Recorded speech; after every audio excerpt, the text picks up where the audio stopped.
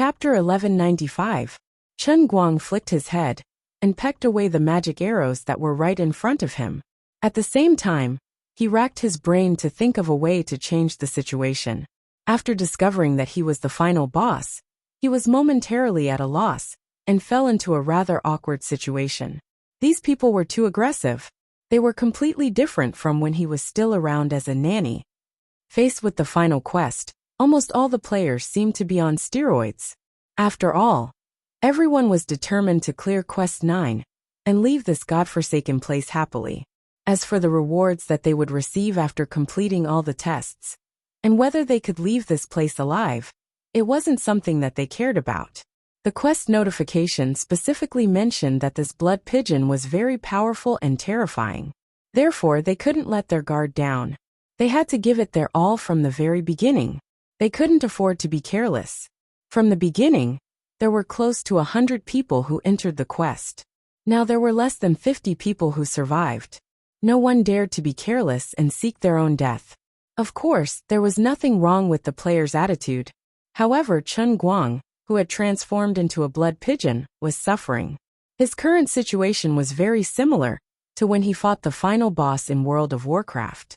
The players had to use all of their abilities to attack the boss. His current state was very similar to when he was fighting in a dungeon. He had transformed into a boss that could only move according to the system's settings. He struggled and roared, waving his frightening weapons. However, the players could easily dodge his attacks if they followed the rules. As for the players, they dealt as much damage as they did in the game. Although there wasn't a clear division of classes, the way they displayed their abilities was very similar to that of an online game. However, this boss wasn't a brainless NPC that was completely controlled by a computer program. Instead, it was Chen Guang who had a brain of flesh and blood and could scold people. He couldn't even remember how many times he had cursed in that instant. But it was of no use. What was even more shameful was that in the players' hearts, this gigantic blood pigeon was the final boss. From the very beginning, everyone had treated him as an almost invincible existence, and they had used all their might to bombard him. Unfortunately, the real boss had suddenly changed into a completely unfamiliar body, and now he felt extremely uncomfortable. Of course, the body of a human was completely different from that of a bird. Chen Guang found it awkward to use the various invincible martial arts that he was familiar with. Furthermore, the swamp that Withany had conjured was quite disgusting. Although it did not seem to cause him any harm, it could trap his claws and render him unable to move. If he was still in human form, Chen Guang would probably be able to fly out with a light body technique. But now he was like a bloated pigeon. What was even more irritating was that his feet were completely soft, and there was not even a place for him to stand on. Apart from that, a powerful suction force came from beneath his feet, dragging him down. The attacks of the mortal players from afar were like a thunderstorm, never stopping for a moment. Chen Guang's feet were trapped, so he could only flap his wings to block the colorful attacks coming from all directions.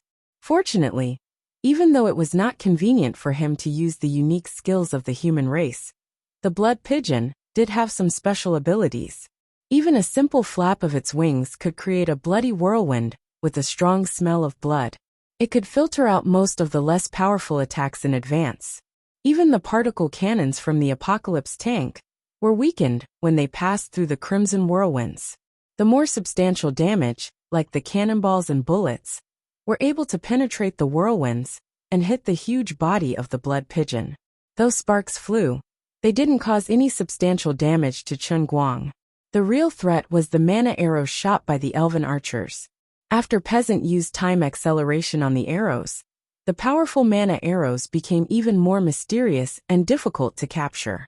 They flew at a frightening speed. It was as if the distance between them didn't exist. Thereafter, that delicate lady was ruthless and her arrows were all aimed at Chen Guang's vitals. They were aimed at his eyebrows, his eyes, and his neck. Chen Guang looked at the aggressive mana arrows and didn't dare to hit them. The attacks of the gods were also troubling him. Yu Ting's lightning bolts bombarded his body, as though they weren't charging electricity.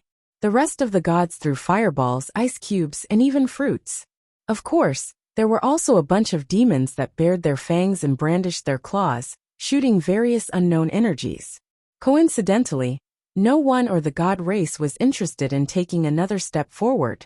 Even those whose awakened abilities didn't allow for long-range attacks chose to spend their last bit of reward points to purchase consumables with long-range attacks from the merchant shop. The Tang Sect's sky-blasting thunder, thunderbolt, and Zhuge repeating crossbows were used. Some crazy galactic enthusiasts even took out their laser guns and aimed them at Chen Guang. Bayubiubiu. Chen Guang had seen these items in his merchant shop. He even saw the legendary force field shield, which was sold for 100,000 reward points. If he could exchange for it, it would be much easier. It was a pity that he could only dream about it. Yu Ting's lightning bolt struck his head again. Chen Guang was anxious. He couldn't let this continue. Otherwise, he would be killed by the combined attacks of the two factions. This was because he found that after he transformed into a blood pigeon, the invincible talent of the earth-paced exploder had disappeared inexplicably. He wasn't sure if his blood pigeon avatar would be able to revert back to its original form when it was killed.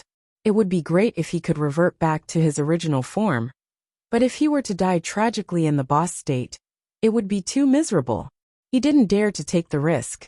At this moment, he suddenly had an idea, and a rather strange memory came to his mind. It was a rather strange martial emperor's unique skill that he had learned in the realm of true martial. It was called Condor Fighting Technique. It came from a non-human martial emperor called the Condor Hero. At that time, Chen Guang complained that this character must have been derived from Elder Jin's, the Condor Heroes, by the Heavenly Holy Grail.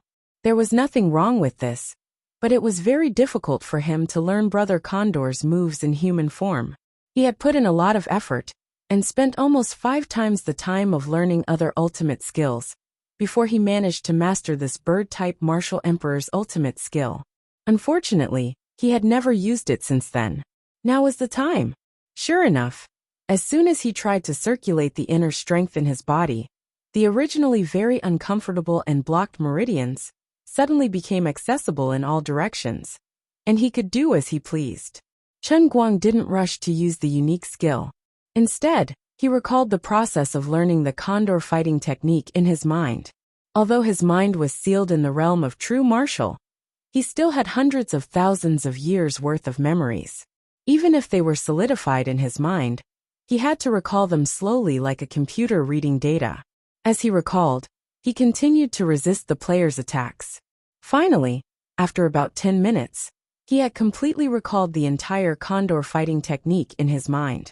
In order to achieve a foolproof effect, he even tried to hypnotize himself. To be precise, he used world-class acting skills. He instilled an extremely strong idea into his mind. Next, the old man was going to act as a bird. It only took about 2 seconds for him to fully immerse himself in the role. Immediately, the players who had been happily attacking him seemed to have sensed the sudden change in his aura, and they all sensed it. Is this bastard on steroids? Why do I feel that something is wrong? The soldier carrying the big sniper had already walked out of his apocalypse tank. His treasure had run out of energy, but their firepower didn't weaken, including the old man. At this time, all of them were wearing individual combat armor about 3 meters tall. Each of them looked like miniature Gundams. These Gundams each carried a new type of big sniper, which was quite powerful and caused a lot of trouble for Chen Guang. On the other side, the fat household appliance also poked his head out of his super-large electric crane and said loudly, "The pigeon's eyes have changed. It's glowing red." The genius high school student sitting next to the fat household appliance frowned. At first he didn't say a word, but then he suddenly shouted, "Hurry up and leave!" "What? I told you to hurry up and leave. Jump down from here. We can't stay here anymore." The fat household appliance didn't know what was going on. He subconsciously wanted to refuse the genius high school student's suggestion. In order to make this large crane, he had almost exhausted all of his energy. Now every time he used it to throw the super-large sealed freezer at the pigeon, he had to burn a lot of reward points. This crane was his baby, the ultimate product that he could summon with his third awakening ability. How could he give it up just like that? But the genius high school student didn't give him a chance to think. Without saying a word, he grabbed his collar, opened the door, and jumped out of the control tower that was more than 30 meters tall. "Why is this happening?" the fat household appliance shouted in midair. "No reason. We're going to die if we don't leave," the genius high school student answered him concisely. On the other side, the shield warrior Asenath shouted to the beast tamer hunter, "Hurry up and let your gorilla use rapid charge on the pigeon." The beast tamer executed the order without thinking. The gorilla that had been standing beside him roared, then charged forward like a cannonball. It even slid across the swamp, then raised its arms and slammed them down at the swamp in front of the blood pigeon. When the gorilla swung its arms, bolts of lightning appeared on its fists. It was very similar to the skill of the Hill King in the Warcraft series Thunderclap. The boss is about to enter the second stage. The fireball magician knew what was good for him, as expected of an experienced online player.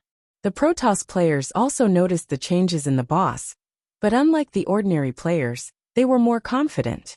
Yu Ting even secretly used God's language to communicate with the others. "Fight to the death. This is a good chance to snatch the quest completion points." Chen Guang's blood-red eyes suddenly lit up. At this moment his mind was in a half-human, half-bird state. He muttered something, but actually, he was complaining about Yu Ting's wishful thinking. "You're all corpses, and you still want to snatch the quest completion points from me?" In the blink of an eye, the blood pigeon, which had a third of its body sunk into the swamp, suddenly spread its wings, but it didn't flap downwards. The next moment, the long blood-red feathers on its wings stood up. "It's going to use its ultimate skill," the genius high school student shouted. The fat electrical appliance worker didn't have time to think. He raised his hand and summoned a large pile of old electrical appliances, piling them in front of the two of them as cover.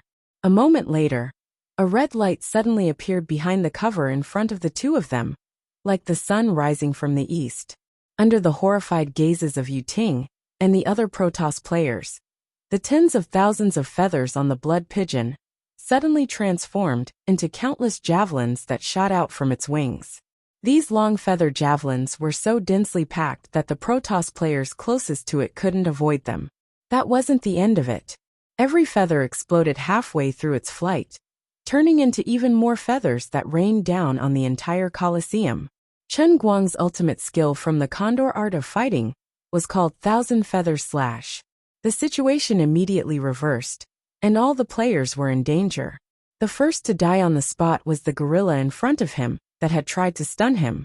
Sorry, but as a boss, the old man was completely immune to stun-type control skills. The gorilla was first turned into a sieve, then it fell to the ground. A tombstone even appeared on the ground. Weveny, who was a little further away, saw that the situation wasn't looking good. She immediately retreated into the swamp beneath her. She managed to completely hide in the ground before the rain of needles descended, but there were still many feathers chasing after her. She didn't know if she could survive that. The other Terran players further away were also in chaos. The fat electrical appliance worker's beloved tower crane was instantly destroyed by the rain of needles. The old man and his companions conjured a huge metal shield in their hands. They formed a shield formation to protect themselves before the rain of needles descended. The card magician and his companions were in a worse state. The inferior force field shield that they purchased didn't last more than 5 seconds before it shattered. They had to use all their means to protect themselves. They could be considered lucky, and Chen Guang's benevolence. The number of feathers that fell to their side wasn't much. As long as they are not so selfish and willing to spend the reward points in their pockets, or the valuable high-priced life-saving props that they have exchanged before, they can barely survive. Peasant and the elf archer had it much easier. Peasant used his mutated time ability to form a semicircular shield in front of them. The archers, on the other hand, switched to explosive fire magic arrows, shooting at the feathers that had been slowed down in the time shield, burning them to ashes before they could even land. The ones who suffered the most were the weaker ordinary Protoss players, who were relatively close to the blood pigeons. After the chaos, there was a moment of silence in the Colosseum.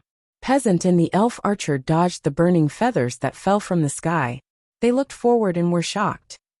The previously lively Protoss players were now sprawled on the ground.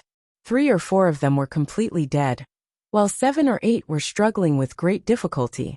As for Yu Ting, his face was covered in dirt as he ran around. Every time he passed by a Protoss player, he would exchange for an expensive healing pill and stuff it into their mouths, regardless of whether they were dead or alive. Wethany crawled out of the swamp, her face covered in blood. Her body was riddled with wounds, and she looked like she had been ravaged. Seeing this, Yu Ting hurriedly returned and stuffed the healing medicine into her mouth.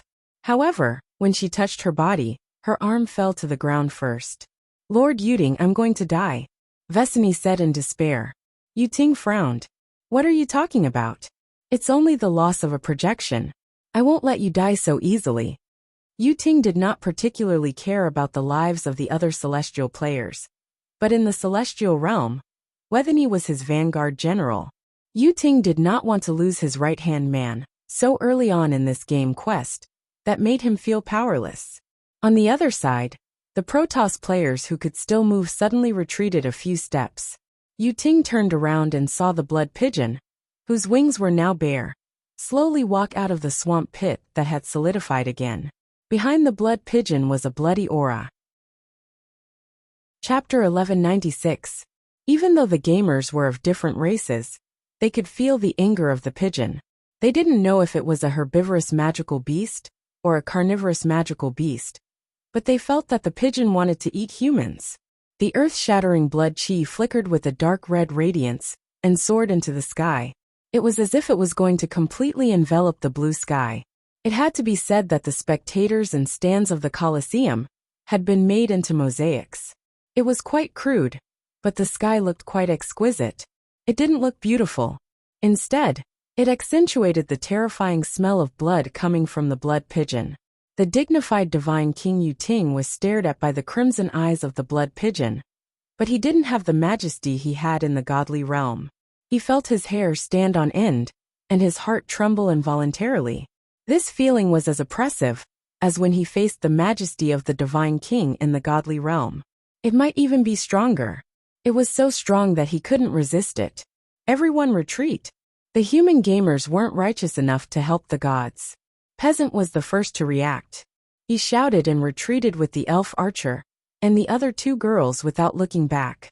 The other gamers reacted quickly. The fat household appliance gamer conjured an electric scooter for the genius high school student to sit with him. With a whoosh, the scooter dashed to the edge of the Colosseum. The genius high school student couldn't help but complain. An electric scooter is considered a household appliance? Of course, it's a 220-volt charger. Why can't it be considered a household appliance? That's F*King reasonable. I'm convinced. Naturally, Chen Guang, who had transformed into a bird, could hear the conversation between the 2 of them. He nearly laughed out loud and lost his cultivation. Gosh, the 2 of them are destroying my killing intent. On the other side, the old man and the others in the Gundam armor also quickly threw away the steel shields that were riddled with holes from the needles and feathers. They turned around and crawled to the ground. Then 4 wheels fell off their shoulders, and they turned into motorcycles. Their motors roared as they charged forward to escape. Their movements were quite swift and fierce. As for the card magicians group, after being severely injured, 2 of them died on the spot. The other 3, including the magician, gritted their teeth and crawled to escape in panic. The 3 Warcraft players were slower. Although they did not suffer too much damage under the cover of Azenotha's shield and the magician's dragon breath, the beast tamer was traumatized by the loss of his beloved pet. If not for his 2 companions holding him back, he would have charged forward without a care in the world. However, they managed to react in time, summoning their own mounts and running away. As soon as the mounts of these 3 fellows appeared, Chen Guang almost failed again. Damn it, you guys are veterans of the T7 set. Why don't you guys exchange for some reliable mounts? 3 chocobos popped out from the crotch of the 3 men, squawked and scampered off. The scene was extremely comical and out of control. The human players were further away, so they were not heavily injured. They were able to escape quickly, but the Protoss were not so lucky. More than half of the Protoss were heavily injured, and their fates were unknown. Even though Yu Ting had fed them medicine, they would not recover in a short period of time. Yu Ting had not even finished feeding everyone their medicine. At that moment, most of his attention was on the dying Vesni in his arms. Even gods could be selfish. Yu Ting's choice was understandable. The blood pigeons behind him were getting more and more intimidating, and they were already charging towards him. Yu Ting had no time to hesitate. He gritted his teeth and made a decision. He could no longer care about the other Protoss. He carried Vesni's broken body and flew away, fleeing into the distance. The blood pigeon that Chen Guang had transformed into let out a squawk and gave chase. As a pigeon, it could fly under normal circumstances. However, its wings were bare, so it could not fly even if it wanted to. However, it wasn't slow at all. Rather than calling it a pigeon, its short legs swished as it ran, as if it had eaten stride.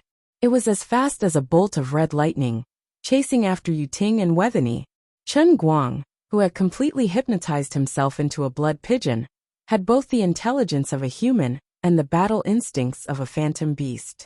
Among all the players, Vesni's attack power was almost non-existent.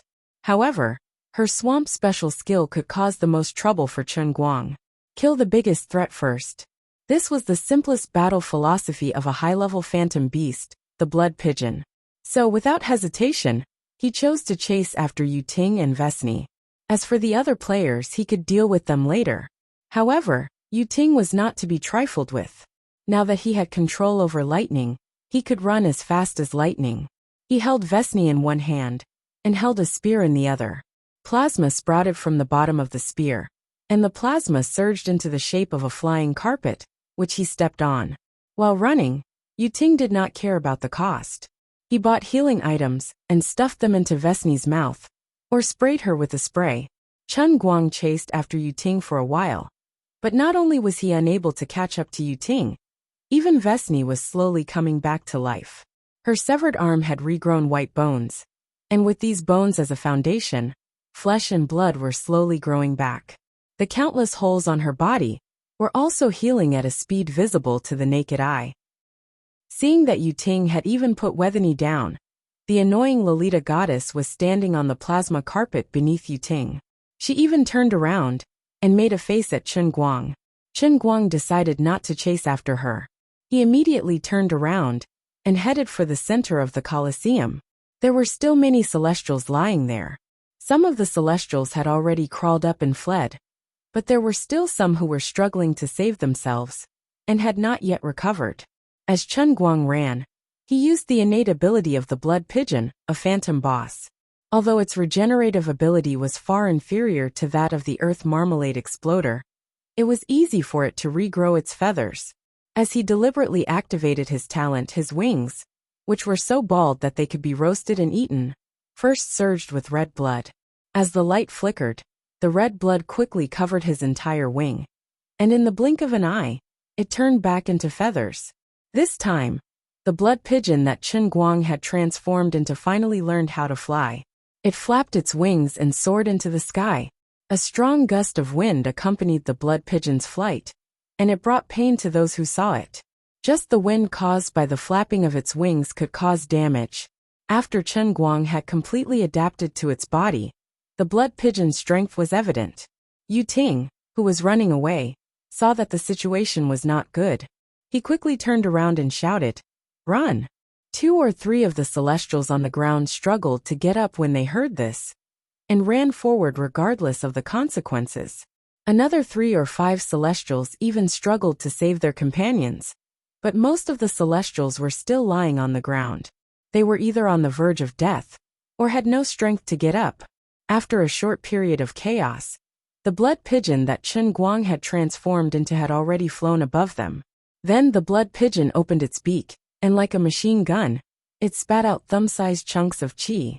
Those who didn't know what was going on would think that it was science fiction, and Chen Guang himself felt very awkward.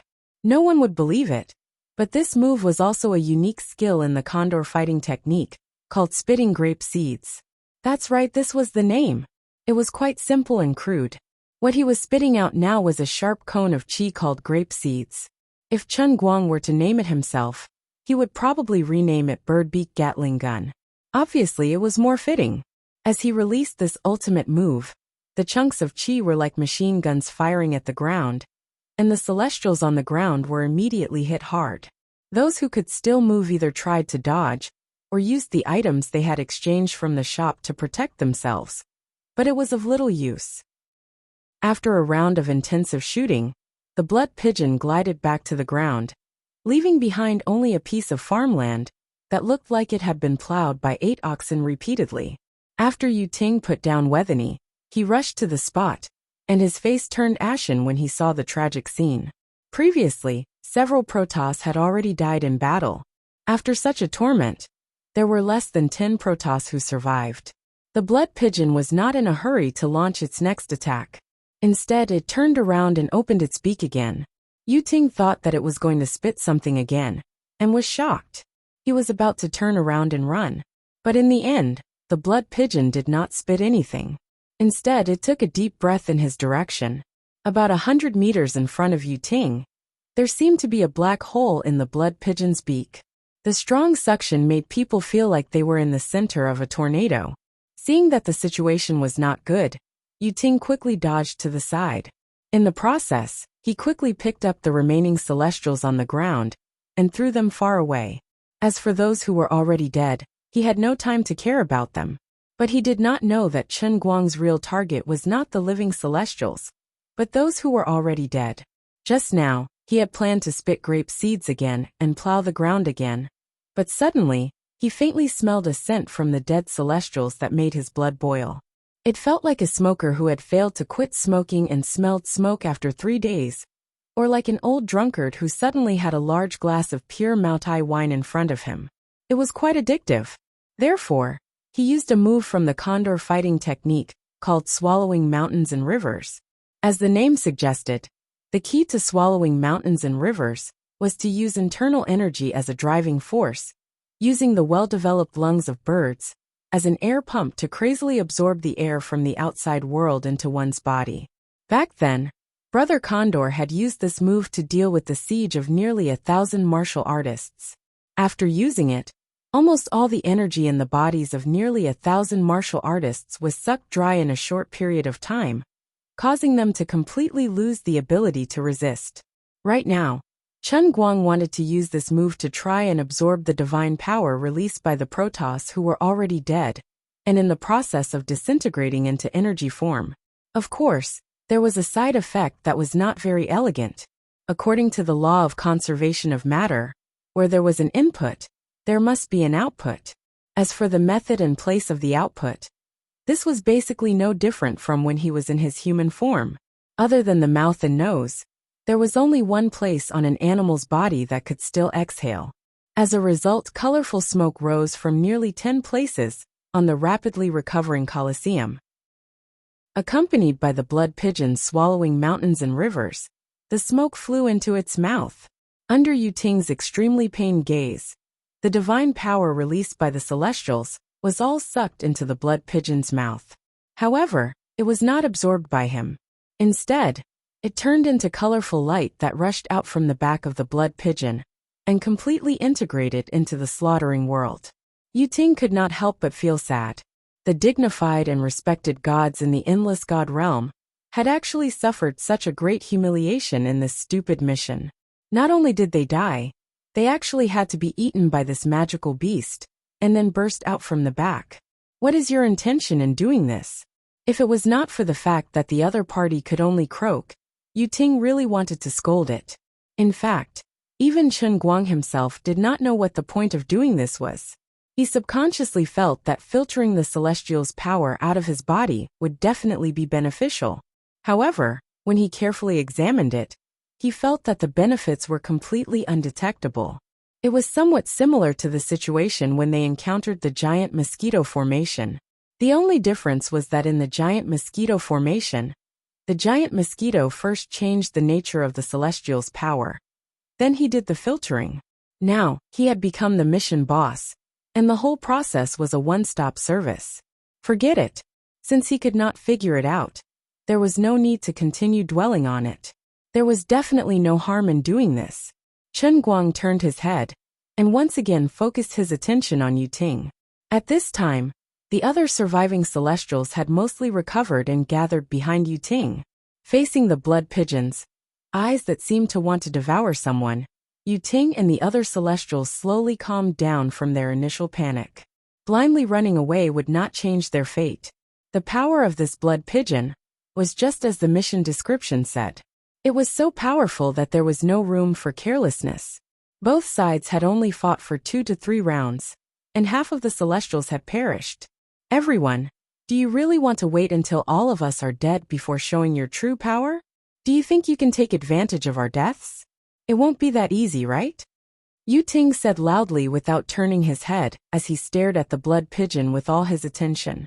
Everyone knew that he was talking to the mortal gamers.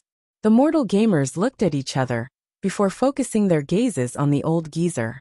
At this critical moment, they believed that the older the ginger was, the spicier it was. They would let the older gamers make the decisions. The old geezer hesitated for a while before gritting his teeth and saying, "Let's not hide our abilities. If the celestials are all dead, we won't have a good time." Chen Guang was anxious. He had not made up his mind to kill the old geezer and his companions, especially Peasant. Now that he had created a situation where he could wipe out the celestials, how could he allow the mortals to interfere? He did not attack the celestials immediately. Instead, he flapped his wings and flew backward. Then, he lifted his claws. He began to write on the ground. "Human friends, don't panic. Though I'm a blood pigeon, I'm a peaceful dove. I'm a peace-loving dove. The celestials came from another dimension and aren't from this universe. They are the natural enemies of us, so we have to kill them. You and I are of the same race, so we can coexist peacefully." Chen Guang wrote the words on the ground swiftly and flew to the side. He changed his mind. He did not intend to tell the mortals that he was Noon. If he had to kill the human gamers, he had no choice. The hunter summoned his magic warhawk and flew over. Then, he used his shared magical vision to read the words on the ground clearly and read them out loud. Gosh, the perverted blood pigeon is trying to sway us. And it's intelligent. And it's written in Chinese. And it's written beautifully. It's so cunning. After the beast tamer finished reading, he couldn't help but start complaining. Chen Guang, who was flying in the air, nearly plummeted to the ground. "I'm really seeing a ghost. There's something wrong with good writing?" He had boasted that he was a peaceful dove. Why didn't they believe him? Chapter 1197. The result of the fruitless communication was that when there were less than 10 Protoss players left, the two camps finally joined forces. This was the situation that Chen Guang had been trying to create. He did not expect that it would finally happen. However, the one they were going to deal with was him. This was an awkward feeling. Chen Guang, who had turned into a blood pigeon, no longer wanted to complain about himself. Right now, he only wanted to destroy the Protoss as soon as possible. As for the human players, he would be merciful and allow them to be willful one more time. There was no other way. The old man was just that kind and generous. After filtering the divine power of the dead Protoss players, he immediately flapped his wings and flew into the sky, causing all the attacks from the human players to miss. At the same time, he put himself in an invincible position. Looking at the many opponents on the ground, Chen Guang felt a sense of accomplishment as a boss for the first time. Have you ever seen something like this before? The old man can fly. Are you afraid? While he was gloating, Yu Ting, who was on the ground, also leaped into the air. Chen Guang immediately remembered that Yu Ting could also transform into lightning and fly into the air. From the looks of it, Yu Ting was no longer a coward and wanted to fight him head-on. Chen Guang narrowed his pigeon eyes and looked down at Yu Ting, trying to guess his motives and what he was relying on. It was obvious that Yu Ting was no match for him. Where did he get the courage to fly into the air and attack him? He took a closer look. Sure enough, the remaining Protoss players, who were scattered in various corners of the Colosseum, had unknowingly formed a formation on the ground. Faint but eerie blue threads were connected to these Protoss players. Not only that, but as time passed, these originally single threads gradually grew more and more branches.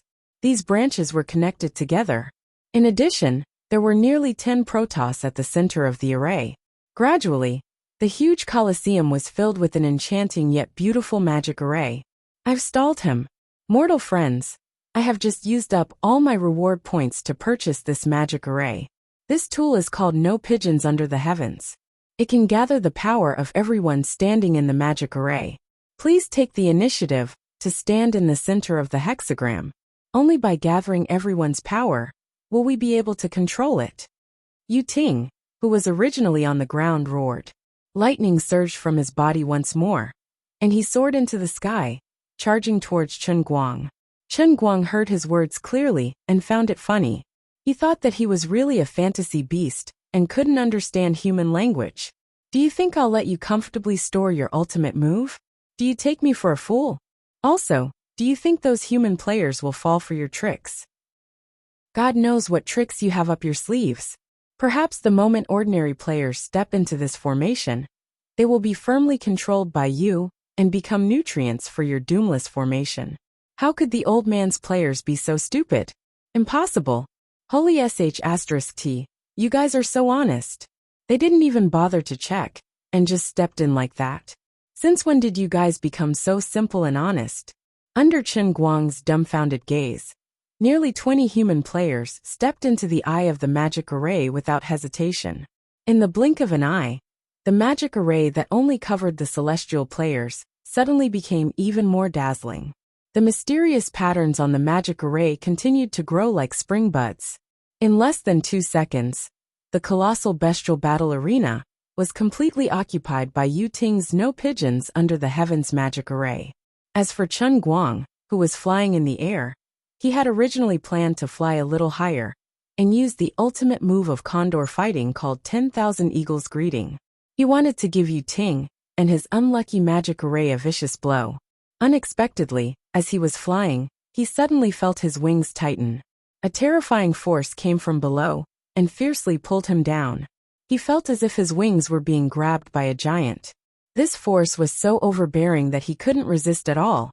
Chen Guang's upward momentum immediately came to a halt. He turned around and fell headfirst to the ground. The name of this magic array was very strange, but it was so powerful that it made people's hair stand on end. As he fell, he tried to control his body with all his might, but it was all in vain. He couldn't move at all. As for Yu Ting, he continued to fly in his direction. Behind him, lightning flashed and thunder roared. It looked like a fireworks display. He can't move. Yu Ting seemed to be talking to himself, but it also seemed like he was telling someone else. His face lit up with a relieved smile. Chen Guang finally understood. In fact, this guy didn't know what the special effect of the No Doomless formation was. He just wanted to give it a try. It was just that he was unlucky enough to be the one to succeed. Forget it, I'll peck you to death. Although he couldn't move his wings, Chen Guang could still turn his head slightly. He extended his neck and aimed his beak at Yu Ting, who was rushing up from below. Unfortunately, Yu Ting wasn't stupid. Just as the two were about to make contact, he nimbly dodged Chen Guang's kiss of death.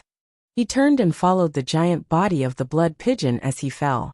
Then, as he descended, he stabbed the lightning spear in his hand at the blood pigeon's huge back. Now that he had used up all his reward points, the only thing he could rely on was his divine power. Sparks flew from the blood pigeon's back. Its crimson feathers were burnt black for a moment, then returned to normal the next moment. Yu Ting couldn't help but curse inwardly. The magical beast in the last checkpoint was a little too powerful. He had already used all his strength, but he still couldn't break through its defense. As for the other players, they didn't stay idle either. Seeing that the giant creature was really controlled as Yu Ting said, they all used their trump cards and bombarded the stomach of the blood pigeon. With a loud bang, the blood pigeon's huge body fell to the ground, and then there was no sign of life. Of course, Chen Guang wouldn't die so easily. In fact, while falling from the sky, he seemed to have suffered serious injuries. But in fact, they were only superficial wounds. He didn't move now, because he was trying to figure out how to use the unlucky No Doomless formation. Without batting an eyelid, he tried to kick his legs. The feeling of being completely restrained was gone. He could move freely again. As he had guessed, the No Doomless formation was actually a magic formation that restricted the flight of birds. Once it landed on the ground, it would lose its effect. Dead. On the ground, a Protoss looked at Yu Ting and asked carefully.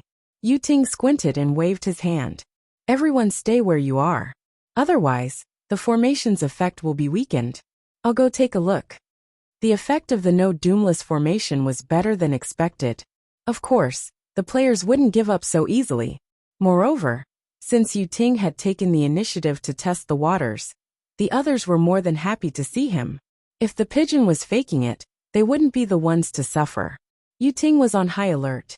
He approached the blood pigeon step by step. On the other side, Wethany once again summoned a swamp, spreading it along the ground in an attempt to suck the body of the blood pigeon into the swamp.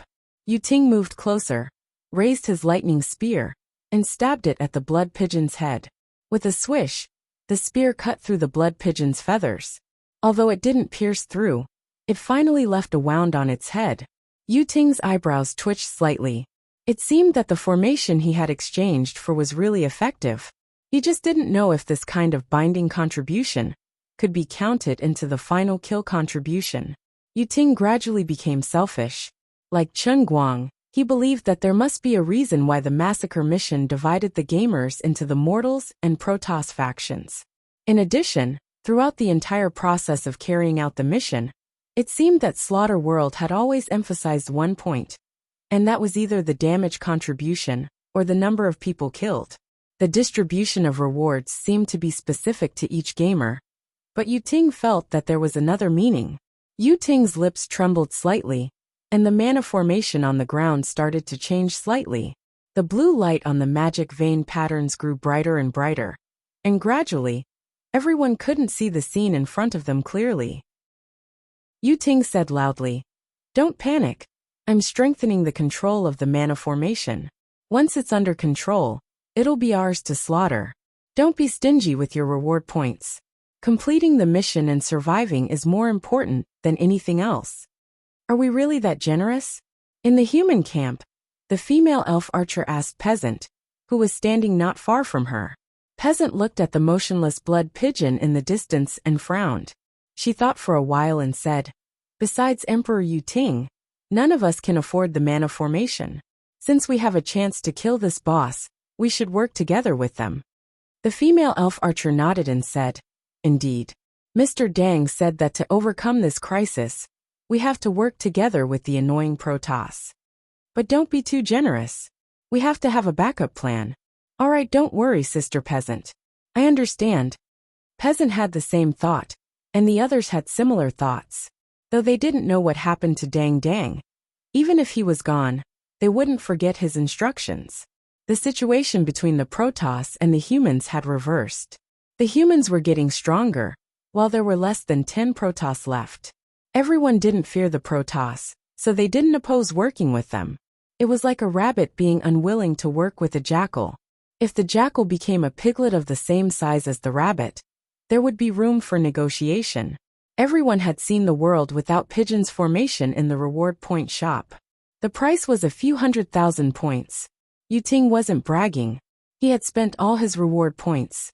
Chen Guang, who was pretending to be dead on the ground, was in awe.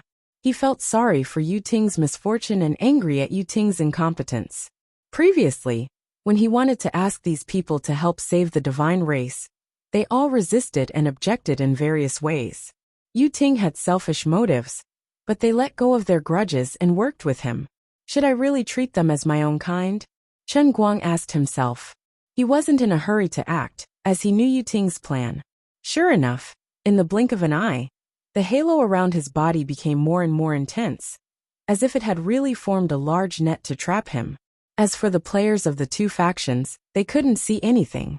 The strong light was even worse than the white fog. The ordinary players started to panic, and Yu Ting once again reassured them. "I've got Blood Pigeon under control. I'll be able to focus the mana formation on him soon." The others couldn't see clearly, but Chen Guang wasn't in human form. He had transformed into a big boss bird. His eyes were completely different from a human's. Chen Guang narrowed his eyes. He watched as Yu Ting moved the Protoss closer to him with the mana formation. He could see through Blood Pigeon's intentions. First of all, This guy thought he was being controlled. Second, he planned to send all the Protoss over to steal the old man's head? Good. Without batting an eyelid, he began to inhale violently. Fortunately, he was lying on the ground with his back facing up. Under the cover of the strong light, even Yu Ting, who could see, didn't notice that Blood Pigeon's chest was expanding. Finally, about 3 minutes later, all the Protoss were silently teleported to a place not far from Shuang. Chen Guang could even hear Yu Ting whispering instructions to the others in God's language. They were formulating a battle plan to succeed in one fell swoop. At the same time, Vesni's swamp once again covered his body. This time, more than half of it was buried in the swamp. Holding his breath, Chen Guang felt as if the aura in his chest was on the verge of exploding. He was both the prey and the hunter. Chapter 1198. Yu Ting led the celestial race to probe carefully. Chen Guang was also trying to suppress his urge. A little closer, a little closer. He squinted his eyes and allowed the wounds that Yu Ting had left on his body to gush out blood. He could have used the blood pigeon's talent to convert the blood that gushed out of the wounds into energy and reabsorbed it into his own body. But he did not do so. As a black-bellied young man of the new era, he wasn't one of those idiotic bosses in the game who only knew how to deal with players in a fixed way. He was strong, cunning, and good at acting. If the person controlling the world without pigeons formation was not Yu Ting, but another human player, they would not have fallen for it so easily. After all, humans were more careful in their actions, and they were also more knowledgeable about such things. However, Yu Ting did not think too much about it. He believed in his own divine power, and the game's setting that was forced upon him. In his mind, this was a quest space created by the origin will of the endless realm of gods. This quest space must be perfect and flawless. When Yu Ting chose to purchase the magic circle, he had carefully read the description of the magic circle. It was clearly written that the magic circle could cause fatal damage to bird-type creatures and completely control them. Up until now, the effects of the magic circle had achieved its goal. Although it was expensive and consumed a lot of energy, as long as they could kill the blood pigeon, it was all worth it. As long as they could successfully complete this quest space, it would mean that their goal of leading the advance party into the game space had been achieved. Yu Ting turned to face the blood pigeon again and raised his hand. However, he immediately realized that no one could see his hand gesture, so he retracted it. Even as the controller of the magic circle, he could only see a faint shadow. However, he could sense that the entire magic circle's power was pressing down on the blood pigeon. Heavy breathing could be heard from the blood pigeon's direction. Yu Ting felt that the most powerful phantom beast was struggling with all its might. Everyone pay attention to my instructions.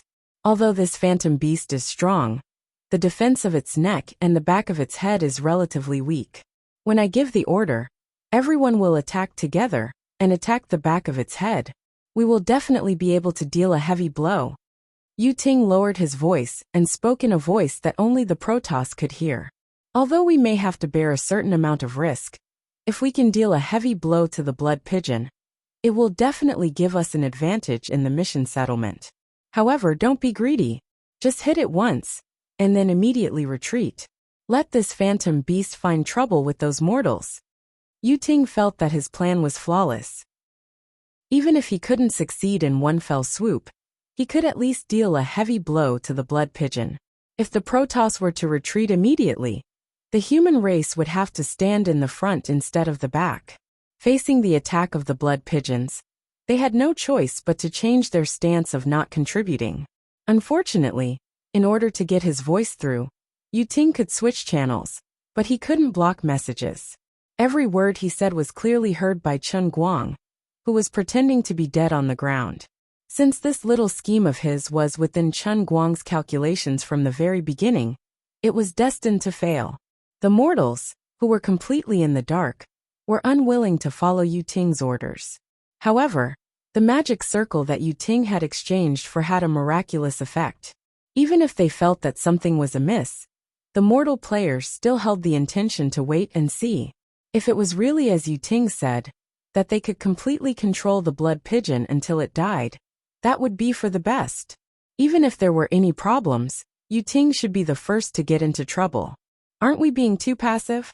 The fat household appliance worker asked softly into the walkie-talkie, hanging around his neck. The genius high school student replied, "So what if we're being passive?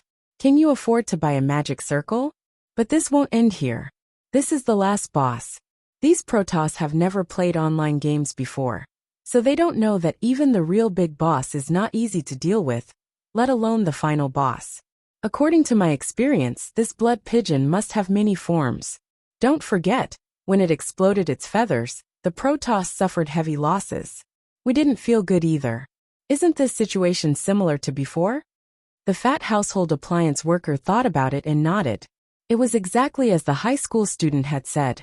Just as the two of them were conversing, Yu Ting, who was in front of them, shouted. In the next instant, the azure light that had covered the entire beast-fighting coliseum quickly converged on Blood Pigeon, who was lying on the ground. Yu Ting activated the full power of the No Pigeon formation. The Blood Pigeon turned into a blue lump. It was as if it had been pressed to the ground, unable to move. Nearly 10 Protoss, who were prepared, shot into the sky at almost the same time. Perhaps they were using all of their divine power, or perhaps they were carrying expensive single-use items that they had just exchanged for. The power of these items might not be worth mentioning in front of their celestial bodies, but in this slaughtering world, they were definitely the strongest attacks they had seen so far. Just from the names of the items that they had exchanged for, they knew that they were not joking. Annihilation cannons, star destroyers, slaughter puppets. In short, the names of these items were extremely domineering. If they were in the celestial realm, the gods might have thought that these items were so childish that they were laughable. But now they no longer looked down on them. 70% of their companions' projections had died. Perhaps they would be next. Although he was a noble Protoss, in this mysterious mission space, other than having a slightly higher starting point at the very beginning, it seemed that his vitality was not much stronger than that of mortals. Therefore, they had to seize this hard-won opportunity and establish a real advantage for the advance party in the first test of this mysterious mission. With this thought in mind, all of the gods' attacks were aimed at the back of the Blood Pigeon's neck. On the other side, Yu Ting did not move. He only stared at the Blood Pigeon that was completely covered in blue light. Firstly, he really did not have any more reward points. Secondly, he had to control the magic formation. Finally, it was done. Seeing that everyone's attacks were aimed at the back of the Blood Pigeon's neck, Yu Ting thought to himself. At this moment, the huge body glowing with blue light suddenly raised its head. Yu Ting's pupils shrank. He opened his mouth, wanting to shout out loud, but it was too late. The gigantic Blood Pigeon displayed unimaginable agility. When it raised its neck, it spread its wings and flapped them on the ground. Even though it had hit the swamp that Vithany had conjured, the large area of contact still provided it with enough strength to land a hit. The next moment, the Blood Pigeon stood upright and aimed its beak at one of the Protoss in front of it. Seeing that the situation was not good, the gods wanted to turn around and retreat, but it was too late.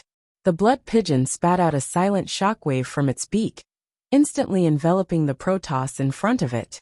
Looking from the side, Yu Ting could clearly see the distortion in space caused by the shockwave. Deep down, Chen Guang was also shocked. He did not expect the power of the Blood Pigeon's toad spit from the condor fighting art to be so shocking. "I'll kill you with a mouthful of salt soda." He still had enough air in his chest. Chen Guang decisively shook his head.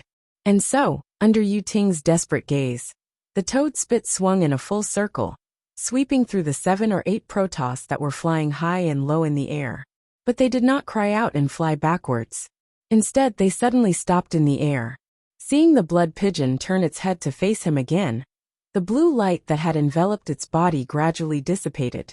Yu Ting did not look back and turned to run, dragging Vestini along with him. If not for the fact that he could not say it, Chen Guang really wanted to tell him. "Are you stupid? Do you think you're invincible just because you added a magic seal that works against birds? Can't I just stay in the air? What's the point? No one said that birds had to fly, right? Could the magic seal stop ostriches?" But Chen Guang was not at ease. After Yu Ting took Vestini away, The swamp was quickly solidifying, but the fatal attacks from the gods all fell on the ground in front of him. Yes, it was the place where he had swung his head. On the other hand, the ordinary players, who were confused by the sudden turn of events, had no idea what was going on. The ordinary players looked at the gradually dissipating magic seal and wanted to ask Yu Ting, but Yu Ting did not have time to deal with them. At the same time, as the explosion in front of Chen Guang sounded like a nuclear bomb, the gods that had been frozen in the air after being hit by the toad spit suddenly turned into dust and scattered. Dead. They're all dead. The ordinary players were at a loss. The explosion in front of Chen Guang continued. He had no choice but to roll up his wings and protect himself. A strong explosion came from in front of him, and the blood pigeon's huge body was blown away. But before he could fly more than 2 meters, he fell to the ground, as if he had been swatted by a fly swatter. The blue light that had been gradually dispersing actually condensed on his body again. Chen Guang's wings, which had just regrown with great difficulty, were first blasted bare by the explosions before the gods' deaths. What was even more tragic was that he was smacked by the magic array's anti-flying effect, causing him to be in a daze. Chen Guang raised his head slightly, wanting to curse. I didn't fly on my own. Is it my fault that I was blown away? Just then, a figure appeared not far away from him like lightning. It was the card magician. He was holding a metal card that was half a meter long in his hand. It was a king card. Then, his eyes flashed fiercely. He swung his body like a discus, and the big ghost in his hand spun and flew towards the blood pigeon's neck. This guy reacted quickly. He actually knew how to snatch the sword. Chen Guang raised his bare wings in front of his neck, a question the size of a fist in his head. To kill or not to kill? Chapter 1199. While he was thinking about this in his mind, the big ace had already sharply cut its wings. The card magician's seemingly inconspicuous move contained perhaps his strongest attack. Without the cover of feathers, the card cut a wound so deep that the bone could be seen. That wasn't the end of it. The metal ace didn't stay in his wings. Instead, it flew out and spun in the air for a while before exploding and turning into small poker cards that filled the sky. Then, they flew in a big circle and returned to the card magician's hand. The magician shuffled the thick stack of cards in his hand as he retreated. Then, he clapped his hands, and the stack of cards turned into the big ghost that was half a meter long. At the same time he shouted, "Everyone, don't just stand there. This big pigeon is seriously injured. Let's kill it while it's still weak." As he shouted, he threw the big ghost in his hand again. Chen Guang's heart ached. That's right, he felt heartache. My heart is like the moon, but the moon shines on the ditch. I hit you hard. The old man was in such a good state that he could eat 3,000 kilograms of pigeon feed. I'm too into it. I just can't bear to kill you, but you're forcing me to do this. He wanted to chase after Yu Ting and Wethany, but on the other side, many ordinary players were convinced by the card magician's bewitching words and surrounded him. No matter what, Chen Guang's appearance as the real blood pigeon was a little unsightly. The feathers on the front half of his body had almost all been burnt, and his standard pigeon skin was densely covered in countless wounds. Coupled with the miserable state he had been in when he suddenly fell to the ground, anyone would think that he was an arrow at the end of its flight. In addition, Yu Ting's previous action of commanding the Protoss to steal the damage contribution points caused the ordinary players to misunderstand. They really thought that the blood pigeon was about to die, although the sudden death of more than half of the Protoss shocked everyone. Wasn't this because of the blood pigeon's final struggle? In any case, they had to be enemies with it. Rather than waiting for it to catch its breath and defeat it one by one, they might as well kill it now. Therefore, after a short period of silence, the players suddenly went berserk. Dressed in miniature Gundam armor, the old man squad shone brightly as they put on their armor and charged toward Chen Guang's direction. While they were sprinting, 2 thick black tubes extended from their shoulders and shot at the blood pigeons in front of them. Countless light spots the size of ostrich eggs flew toward the blood pigeons. They did not plan to give Chen Guang any chance to breathe.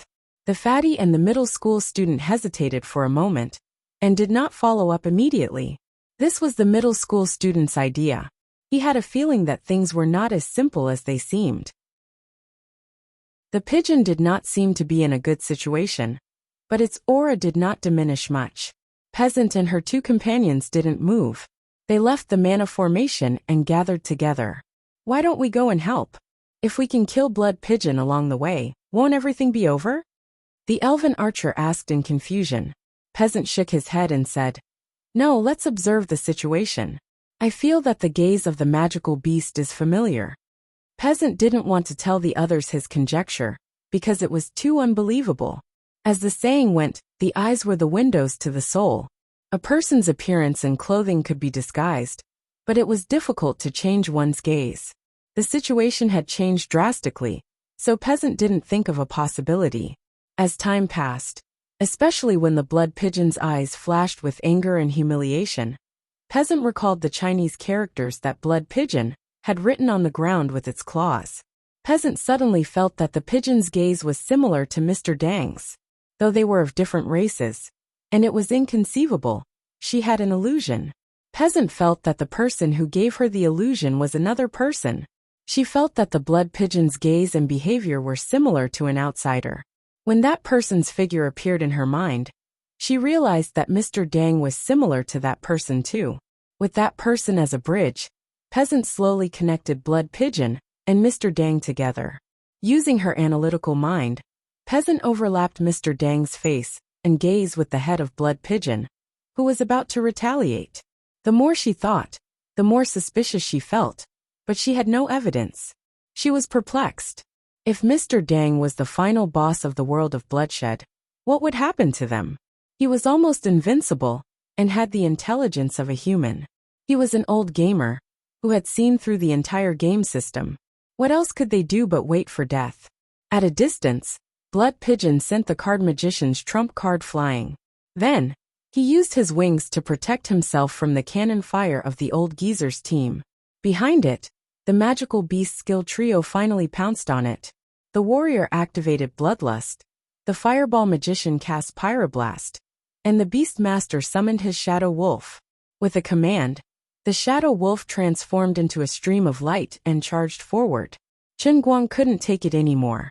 He understood that since they were on different sides, he would be cruel to himself if he was merciful to others. If he didn't make any changes now, he might really die here if he was worn out from exhaustion. Compared to normal gamers, he didn't have any reward points to use. All his actions had consumed his own energy. Now compared to the beginning, his mobility had actually declined slightly. So lad, I'm sorry. Chen Guang shook his head and used his claws to support himself on the ground. Then he strode forward. The card magician was caught off guard. He wanted to escape, but it was too late. When he was above the card magician's head, Chen Guang kicked up. In the blink of an eye, the azure light that had dissipated long ago returned to his body, and he smashed down like a cannonball, slamming into the ground. Chen Guang expressed that his experiment was a success. Unfortunately, the No Pigeon Under Heaven array still hadn't exhausted its energy. The principle behind it was also simple. He had to maintain a certain part of his body in contact with the ground, or it would trigger the flight restriction. This brought him a lot of inconvenience, but it also had its benefits. Propping himself up from the ground, Chen Guang shook his head again and ran to another person who was very close to him. Everyone retreat. The boss has entered a chaotic attack state. The electrical appliance fatty shouted with a loudspeaker. Chen Guang ignored him. In order to make himself more ruthless, Chen Guang completely hypnotized himself to forget his human identity. He really turned himself into a phantom boss in a killing mission. For a moment, he was full of murderous intent and pursued efficiency. He only wanted to reduce the enemy's life force as quickly as possible. He killed the shadow wolf in front of him with a casual claw. His second choice was the magical beast warrior closest to him.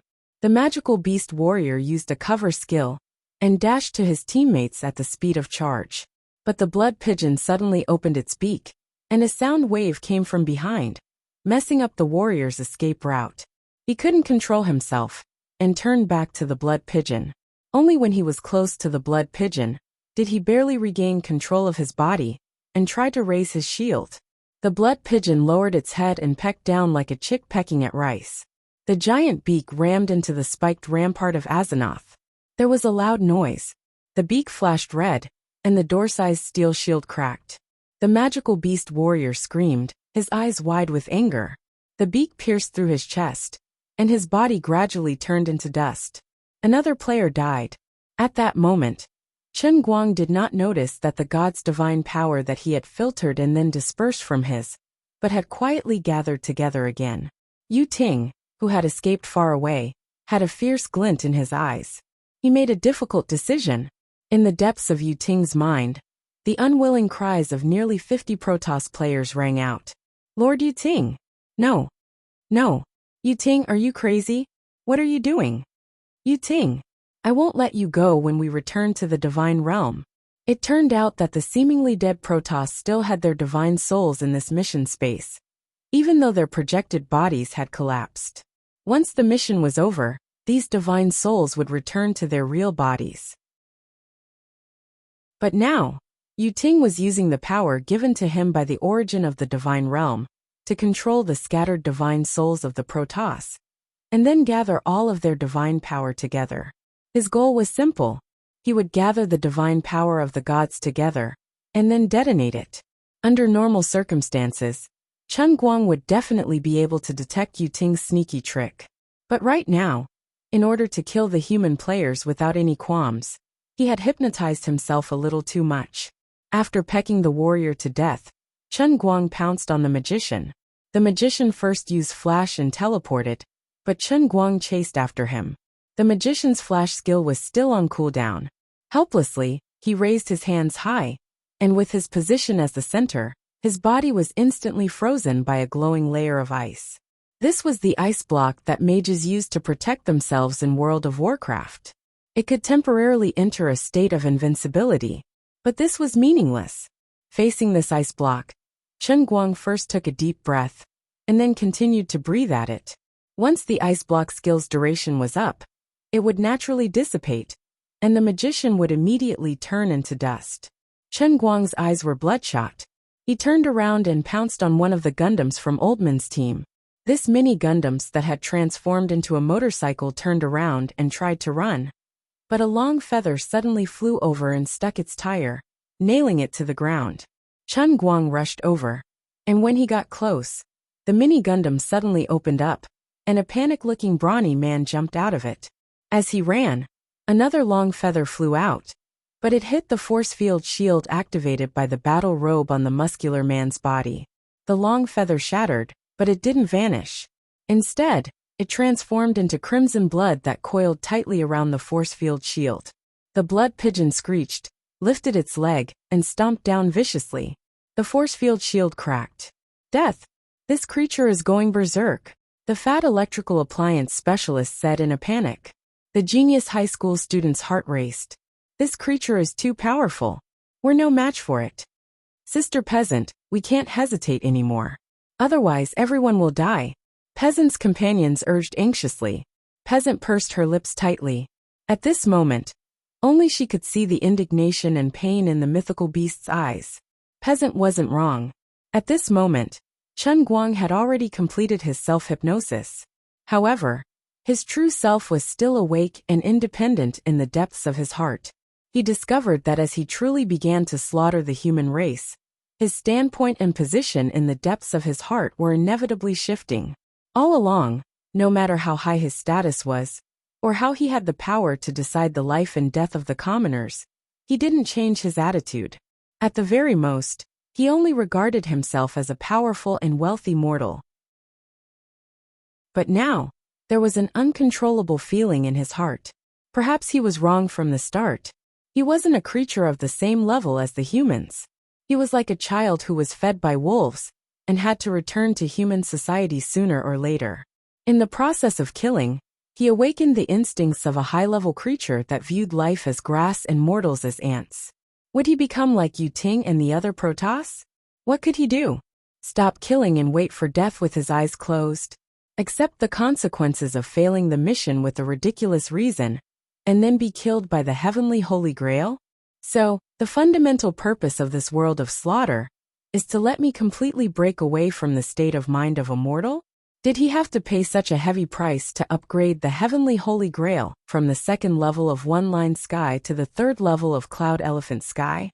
Chen Guang couldn't help but recall bits and pieces of his memories. He remembered his parents' voices and smiles. He remembered his childhood friends and buddies from his hometown. He remembered his classmates who fought with him in junior high school. He remembered his best buddies in Gokyo University, his subordinates in Tianguang Group, the world that he was determined to change, and the women that he couldn't bear to part with. What should he do? He had never faced such a dilemma. Either he would die, or from now on, he would no longer be himself. As he watched his body pounce towards another miniature Gundam, he used his completely calm self to think that perhaps this was the true meaning of the slaughtering world. Chapter 1200. Just as his mind was in chaos, a formless and terrifying force quietly approached his huge body. It was the power of the god race that Yu Ting had gathered again. But Yu Ting was not in a hurry to detonate it. Instead, he let the power that was mixed with his divine power and soul stick closely to the back of the blood pigeon, and then continuously seeped in like water. As for Chen Guang, even though his mind had long been tortured by the dilemma, his body continued to chase and kill the players around him with the instinct of the blood pigeon's phantom beast. It was said that after an actor got into character, there might be a situation where he couldn't get out of character. In the past, this kind of thing would never happen to Chen Guang, who was the world's best actor. But this time, he found himself in an extremely awkward situation. His mind was extremely clear, but he couldn't control his body at all. The blood pigeon's huge body might be acting according to the instinct of a real phantom beast, or it might be driven by the second personality that he had used his acting skills to hypnotize himself. What made him feel the most helpless was that he was extremely calm and clearly watching everything that was happening, but he couldn't stop it. In other words, he didn't know what choice he should make at this time. Should he go against the self-restraint that he had all along and choose to walk the path of becoming a god? Or should he forcefully take back the control of his body, let these mortals go, and then accept the outcome of the mission failure, so that he, the master of the Holy Grail, could personally feel the mystery of the so-called reset? Perhaps self-sacrifice could make him look great, but he was unwilling. Besides, there were too many changes in the mission of the realm and cup this time, so he couldn't help but worry about everything in the outside world. Perhaps the real world had completely invaded? Then, his reality might no longer be the reality of the past? As the initiator of everything, as the only person in the world, and perhaps the entire universe who knew the truth of the heavenly Holy Grail, and as the only person who could control the power of the Holy Grail, if he died easily, what kind of change would it bring? Would it be the end of the world, the end of the universe? Chen Guang asked himself, sometimes I'm great, but sometimes I might be selfish. If he really lost everything, even if the earth was destroyed, he couldn't do anything about it. But he always wanted to protect the people that he really cared about. If he were to die in the world in the cup now, then the countless dreams he had made in the past would all be for naught. Parents, friends and relatives, and everyone who was related to him or not, might turn into nothingness in this completely changed world, becoming something that had never existed in the first place. So what am I supposed to do? It seemed that he could only allow himself to transform from a human into an even more great god. As Chen Guang was thinking about this, he suddenly felt an itch on his back. He wanted to scratch, but he had no hands, only a pair of stiff wings. Then, a soundless vibration suddenly came from his back. However, this vibration did not originate from a single point. Instead, it originated from the entire back of his blood pigeon body, moving forward and penetrating bit by bit. The terrifying impact came so suddenly and silently, but it was unstoppable. After the numbness and itchiness, there was an intense burning sensation. Blood pigeon raised its head slightly and looked back, but there were no fireworks or smoke. But the strong impact did not stop for a moment, and the intense pain spread from blood pigeon body to Chen Guang's ego. He had a feeling that he might have been splashed with acid. Then he tried to turn his body, rubbing his huge back against the sand of the Colosseum, but it was useless. The seemingly never-ending impact continued to spread along blood pigeon's skin bit by bit at the molecular level, just like 10,000 nuclear-powered icebreakers working on the Antarctic continent.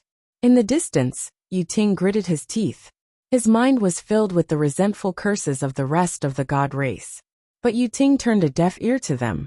He had already ignited the divine fire of the remaining god's souls and completely detonated the divine power. Apart from this method, he could not think of another way to kill blood pigeon. Shut up, you idiots! Don't forget, this is an order passed down by the will of the origin. Completely losing this divine soul, but completing the mission is not a loss. The will of the origin will not mistreat any deity who has contributed to the endless divine realm. Vithani, who was beside Yu Ting, tried to defend him. However, this was meaningless. At the very least, in this mission space, Yu Ting had used his authority, as the leader of the advance party, to ignite the power of the other Protoss. No matter how indignant and resentful the other Protoss were, the process was irreversible. Chen Guang had to stop himself from pouncing on Fat Man and the genius student. He flipped on the ground again in an attempt to extinguish the fire on his back. But it was all in vain. The excruciating pain penetrated through Xue Jiyi's skin and continued to spread to his muscles and bones. In the eyes of the onlookers, the arrogant blood pigeon suddenly fell to the ground and struggled, as though he was in excruciating pain. After a short moment of hesitation and panic, the remaining gamers, led by the hale and hearty elder, made a decision. Fight! Mr. Dang was right. If the celestial gamers perished, the mortals would be next. Against Blood Pigeon, who had entered the third stage, without Mr. Dang, the strongest MT and the strongest damage dealer, the mortals had no hope. Let's do it, Sister Peasant. Otherwise, we'll miss our last chance. The female elf archer, who was beside Peasant, said. Peasant gritted her teeth and said, Wait a moment, I think Blood Pigeon is Mr. Dang. She finally voiced her conjecture. How is that possible? The other girl found it hard to believe. Peasant said, In Mission 8, Mr. Dang didn't complete the mission, but he didn't die. I suspect he triggered a special event and became a boss. Didn't Blood Pigeon write on the ground? That's a trap. The mythical beast boss is trying to make us lower our guard. No matter what, he has started killing the human gamers, and we have no choice. Even if he's Mr. Dang, what's the use? We are on opposing sides. If we don't kill him, we will die. The other girl said agitatedly. Facing Blood Pigeon, who was suddenly injured, everyone knew that this might be their last chance. Peasant trembled. She knew that her companion was right. Make a decision. We don't have time to hesitate, the elf archer said. The elven archer said again. Finally, Peasant nodded and gritted his teeth as he said, All right. In the blink of an eye, the elf archer aimed at the Blood Pigeon.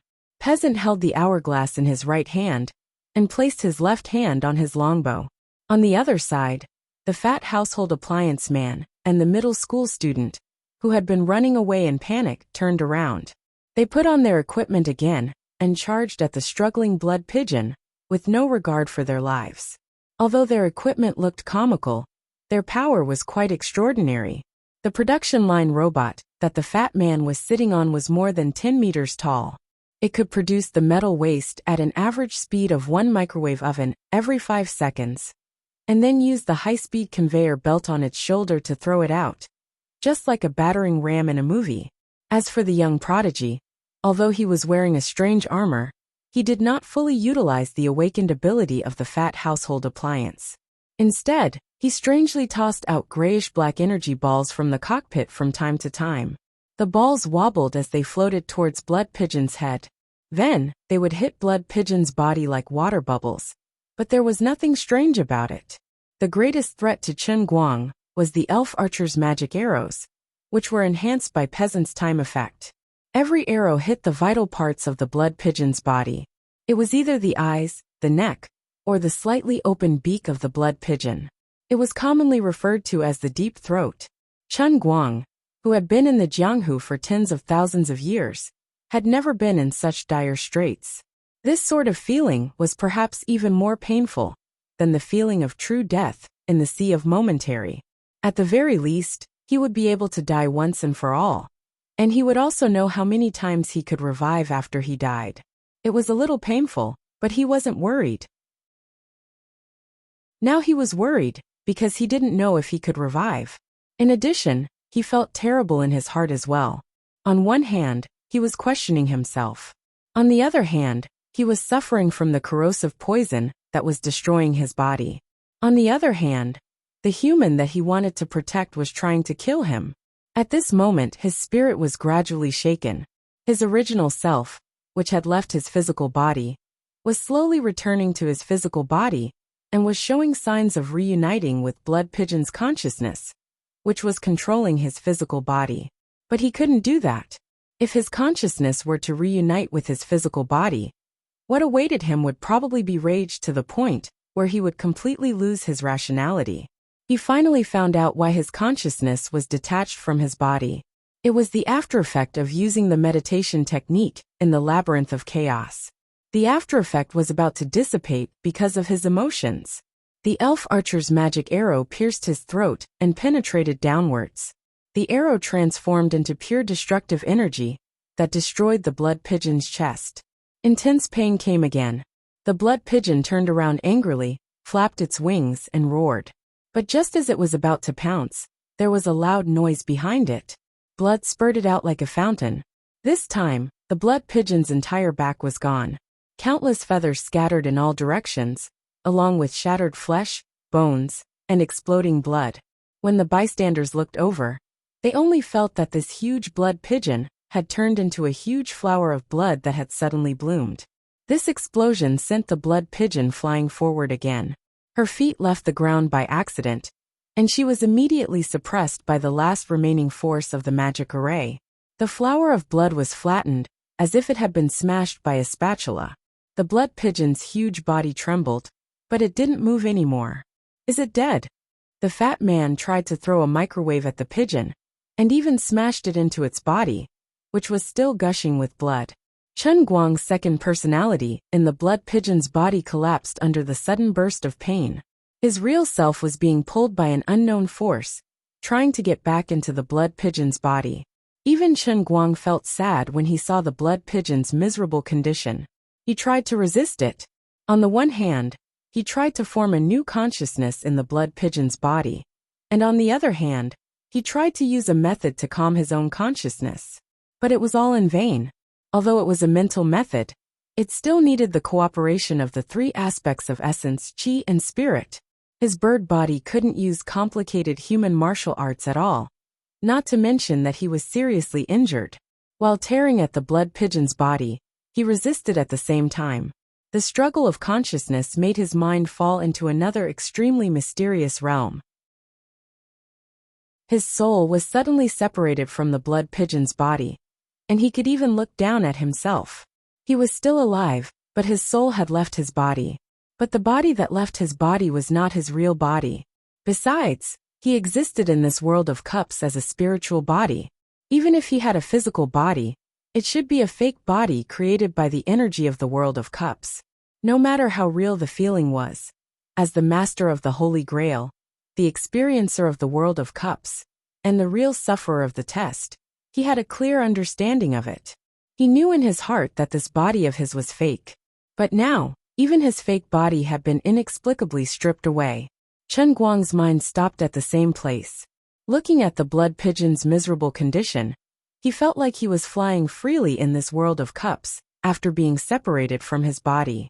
He wanted to stay awake, but he couldn't control the strong feeling of separation and the endless expansion of the tentacles of his mind. Everything in the Colosseum seemed to be touched by the tentacles of his mind. Not only that, his consciousness kept spreading to the sky above his head. At this moment, he felt like he had become one with the Colosseum of the slaughtering world, but at the same time, his soul was being pulled into the blood pigeon's body. It was a painful torment, but it was also an unparalleled pleasure. He seemed to be gradually turning from a mortal to an omnipotent and omniscient god. But on the other hand, he was a heavily injured pigeon struggling on the ground, unwilling to die. His illusory body was dying, but his real soul was expanding infinitely. The threads of his mind, like the tentacles of a jellyfish, spread upward over the 1-kilometer diameter Colosseum, and kept going up and up. With the mosaic audience in front of him, Chen Guang originally thought that the blue sky and white clouds above the Colosseum were just high-quality pictures. But when his mind really began to spread upward, he found something strange. There was no picture of the dome, and the sky might be real, but there was no limit to the upward extension of his mind, and his left and right were still trapped in the 1-kilometer diameter of the cylinder. His mind kept spreading upward at a speed that completely surpassed the speed of light, trying to touch the blue sky and white clouds. This was not his active behavior, but he couldn't control his mind at all, just like water that couldn't control itself from spreading in a sponge. The threads of his mind were different from the spiritual force, but the thoughts of his soul body seemed to be merging with the whole world in the cup. But this world in the cup was very strange. The surface space was only 1 kilometer, but the vertical space was endless. Suddenly there was a pop sound. Chen Guang's mind seemed to break through something.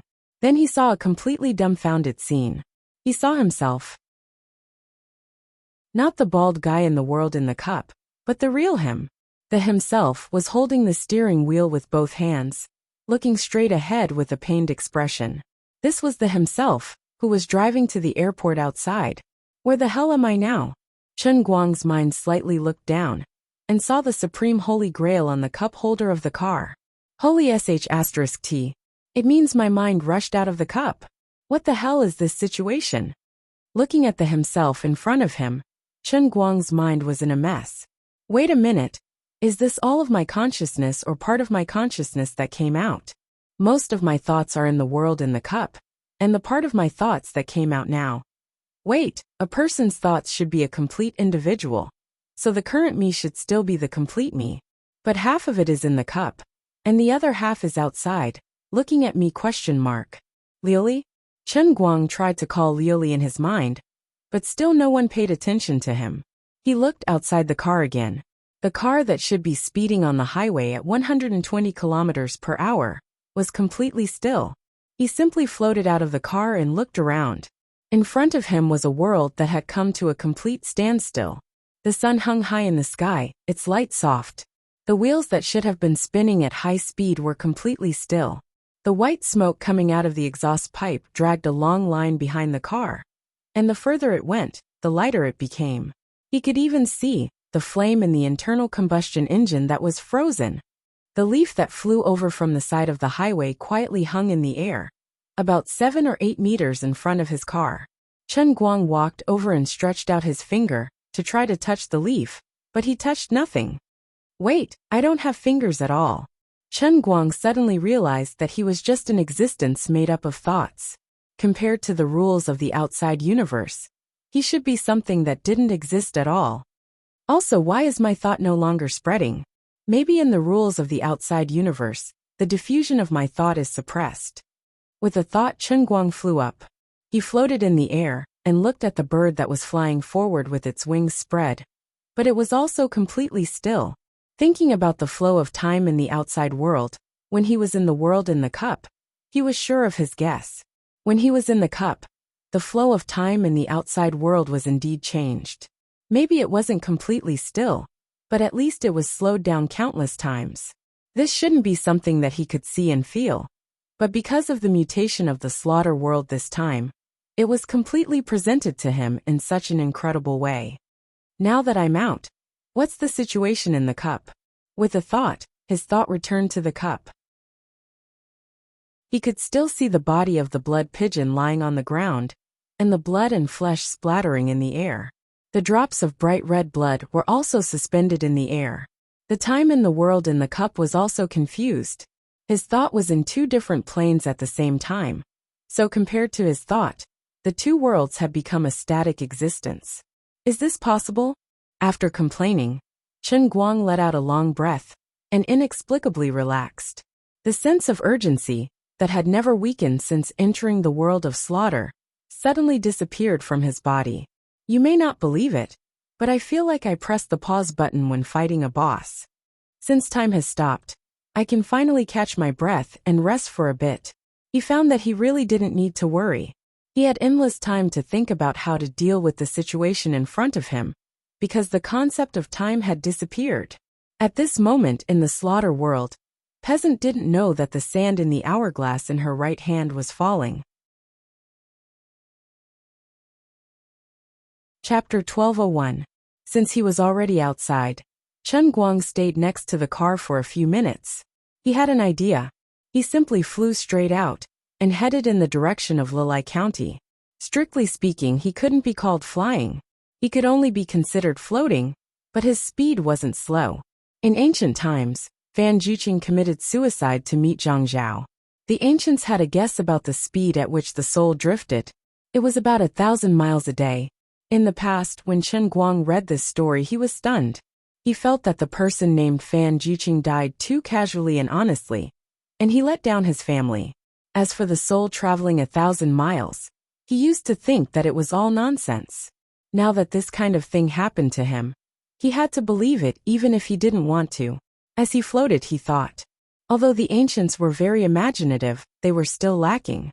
With my current flying speed, it's not just 1,000 miles a day.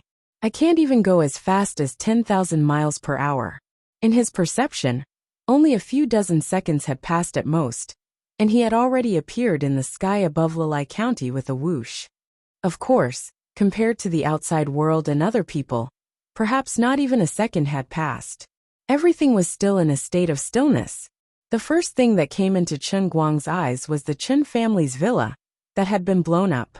When he received the notification, the explosion had already happened for about half an hour.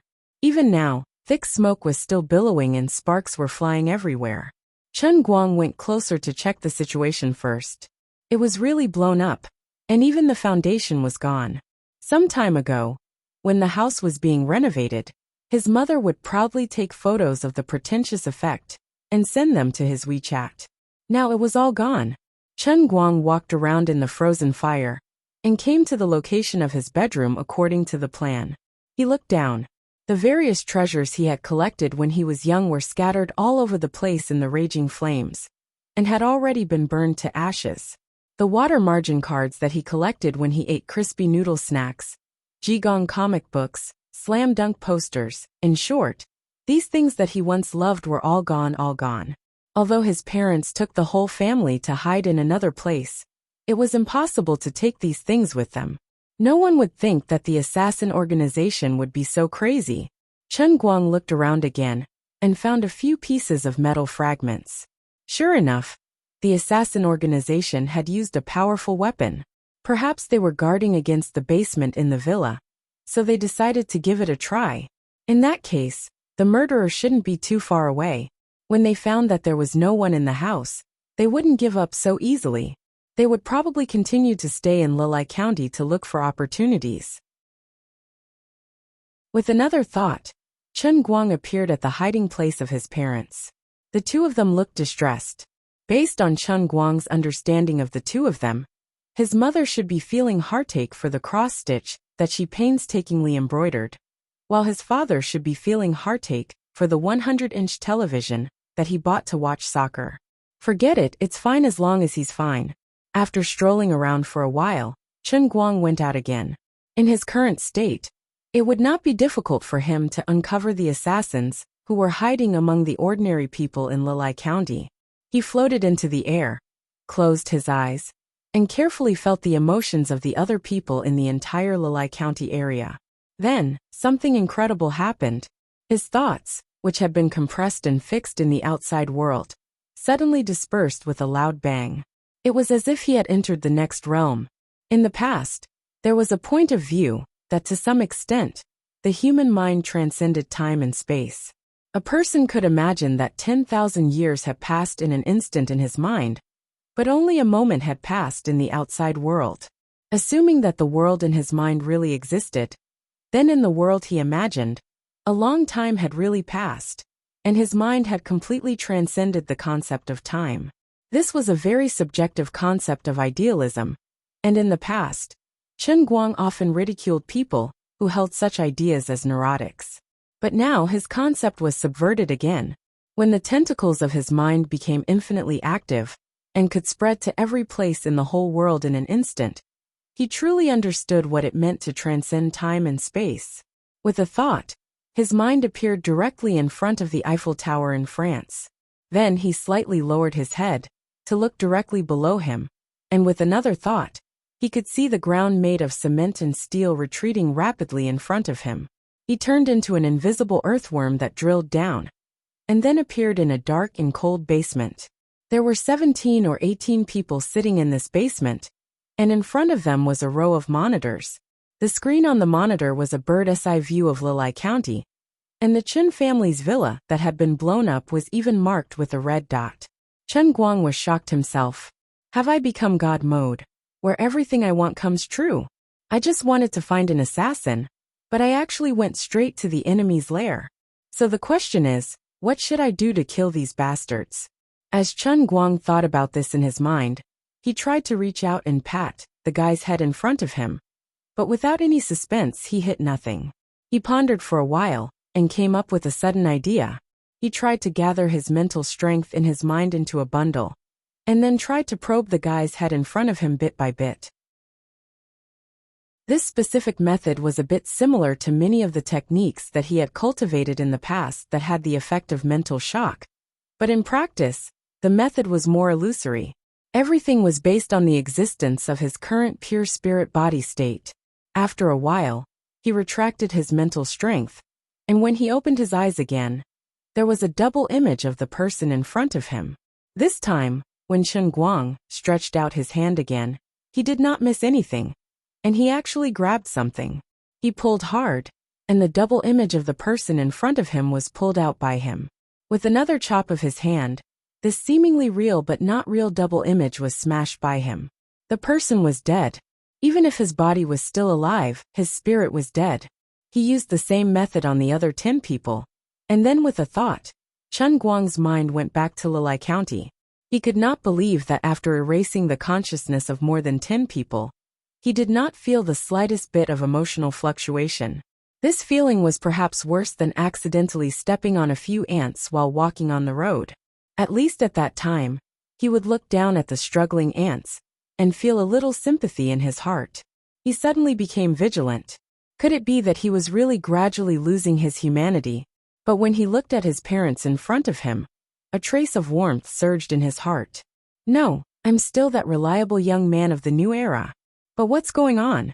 He became extremely conflicted in his heart. But no one could give him an answer.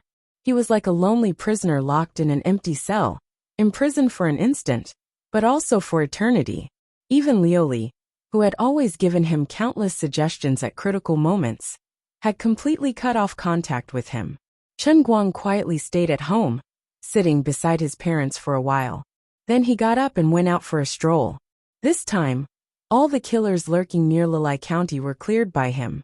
When erasing the consciousness of these killers, he even deliberately slowed down and used his heart to feel the pain of their souls being torn apart. He thought that this would make his heart a little ripple. No, there was no emotion. This time, it was not even comparable to pinching an ant to death. Ants were creatures after all. If there was an extreme animal protection organization, at least they could find a reason to criticize this person for being cold and heartless. He felt like a person cutting lettuce with a kitchen knife. Animal protection organizations did not protect lettuce. Chen Guang ran to Wu Tong's side in Wujing City.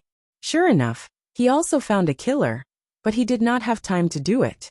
This time, when Chen Guang tore apart these people's souls, he felt like he was cutting lettuce with a pair of scissors. Well, at least they were organic. The Organic Protection Organization had something to say.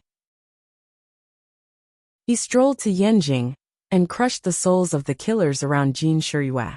This time he felt even more faint, as if he had smashed a brick into two. Chen Guang thought to himself, "It's over, it's really over this time." He could not let these people go, but the more he killed, the less he felt. This should be a very sad thing, but why can't it cause any ripples in my heart? It's not right to say that I really have no feelings. My motive for doing this has never changed from the beginning. I want to protect the people I care about, and then destroy the people I don't care about. So, it is a paradox to say that I have lost my humanity and am cold-blooded and heartless. As Chen Guang thought of this, he touched Jiang Ye's face and then immediately left. Unknowingly, it might have been a few days since he came out of the world of cups, but in a sense, it might not even be a second. Chen Guang remembered exactly how many souls he had crushed, no more and no less, a total of 27,638 souls. All the killer organizations and individuals who were tempted by the $400 million bounty were not spared. Ever since his villa was blown up, before he entered the world of killings, Chen Guang had never thought of sparing these people. At this moment, he was in such a strange state, so it was even more impossible for him to be merciful. Suddenly, more than 27,000 people became crazy. Perhaps tomorrow, it would shock the world. But it was also possible that nothing would change. In the face of the world's population of nearly 7 billion, more than 20,000 people were not a big number. Tens of millions of people died every year. More than 20,000 people went crazy at the same time, of which about 2,000 were in Lilai County, and the rest were scattered all over the world. Other than causing some diplomatic chaos in Lilai County, it did not seem to be a big deal. As Chen Guang thought about it, he suddenly felt something in his heart. It seemed that for every single individual, life was so precious that it could not be regained once it was lost. But once this individual's life was magnified to the entire race, or the entire world, or even across the distance of time to the long river of history, even if an emperor were to die, it would not be a big deal. Perhaps some people would say that the change in the Black Tortoise Gate changed history. If Li Jianqing were to take over the throne, according to the butterfly effect, then in front of us would be another world. Some people would say that if Qiu Jichu did not pass by Ox Village, but if time was stretched out, from the birth of the first single-celled organism on Earth to the present billions of years ago, from the Jurassic period to the present, and then another billions of years later, when the sun's life came to an end, it would not matter how many emperors died. Then, if the entire universe's long history of tens of billions of years, even if the sun exploded, even if the Milky Way collided with the Andromeda Galaxy, so what? Therefore, killing more than 20,000 people was not a big deal. Chen Guang quietly looked at his mother in front of him and thought again. I should have long separated my vision from the realm of mortals. When the Holy Grail leveled up for the first time, from seeing spirit sky to one-line sky, when my consciousness followed the power of the Holy Grail to the end of the universe for the first time, I should have understood this matter. When I don't need to care about something, then I am the master of the entire universe. I don't need to be responsible for a single individual. When I care about someone or something, then whether that person's mood is happy or not is the most important thing in the entire universe. Its importance is far greater than that of a planet filled with extraterrestrial life, exploding in the infinitely distant starry sky. When this thought suddenly became clear, his whole body suddenly trembled. When he came back to his senses, he was already back in the slaughtering world. He was still trapped in Blood Pigeon's body, lying on the ground in pain and powerlessness. Not far away, there was an explosive magic arrow flickering with red light that was about to pierce his eyeball. His stomach was filled with many strange things. They were the robots that the household appliance fatty had transformed into, continuously throwing things like rice cookers, microwave ovens, electric fans, and so on through a conveyor belt. The situation still looked extremely dangerous, but his heart was calm. Chapter 1202. One of the three biggest misconceptions in life was that he could kill his opponent. However, Chen Guang knew that he wasn't imagining things. The players who were imagining things were overflowing with joy, especially Yu Ting. He was no longer hiding in the corner, but instead, he confidently walked towards Chen Guang. Wathani was sitting on his shoulder. The two remaining Protoss had finally found their true sense of existence. As for the human players, after Chen Guang went on a killing spree, there were less than 10 left. However, everyone's faces were brimming with joy. The final boss was finally going to rise to the heavens. Even the steadiest old man couldn't control his emotions. Although his actions were still very careful, He couldn't hide the joy in his eyes. Chen Guang didn't panic at all. The mysterious power that had been destroying his body seemed to have run out, and the burning sensation on his back had disappeared. Fine, I don't have my back anymore. Chen Guang lay on the ground. His stomach still stuffed things into Fatty's stomach. Damn it, if you didn't send in electrical appliances, I'm afraid I'd already be pregnant. I'll give you an air humidifier later. It'll scare you to death. Chen Guang wasn't in a hurry to get up and resist. He continued to lie on the ground, looking like he was on the verge of death. At the same time, he carefully examined the effects of the unlucky magic formation that Yu Ting had placed in the Colosseum. After some investigation, he felt a little relieved. The damned no-pigeon magic formation had disappeared. This meant fine, I can't even stand up now, let alone fly. Then, Chen Guang began to examine his injuries. He didn't know how many bones there were in the pigeon's body, so he didn't know how many bones he had broken. In any case, he was sure that most of them were broken. Most of his internal organs were damaged. Fortunately, his skull was hard enough, so his head hadn't been broken yet. The heart, which was about 1 or 2 people tall, was also full of scars, with a large hole in it. This was the work of an elven archer. However, he had to thank the fat household appliance. No one would believe him if he told them that the old rice cooker thrown by the fat household appliance was stuck in the hole, blocking the blood that was supposed to spurt out. Everyone, it's time to send it off. Yu Ting walked up to the blood pigeon and stood about 5 to 6 meters away from its head. He looked relaxed, but in fact, every muscle in his body was tense. Chen Guang's sharp ears could even hear the dull sound of thunder from his abdomen. His divine power was ready to be unleashed. A rumbling sound came from behind him. When the fat man saw Yu Ting approach first, he finally dared to drive his robot closer. Is it about to end? Fatty's voice came from afar. He looked at Blood Pigeon's huge body on the ground and blinked a little. Without batting an eyelid, he turned his gaze to the middle school student, who was driving the smaller robot beside him. The middle school student nodded slightly, and the two understood. In the blink of an eye, the tall and short household appliance robots suddenly turned around and charged at each other. However, the two did not collide. The moment they were about to collide, the two huge robots suddenly emitted a strange light. It was very similar to the 3D scanning beam that the fat household appliance worker used to make the microwave. Then, the two robots that had completely turned into balls of light melted like liquid and fused together.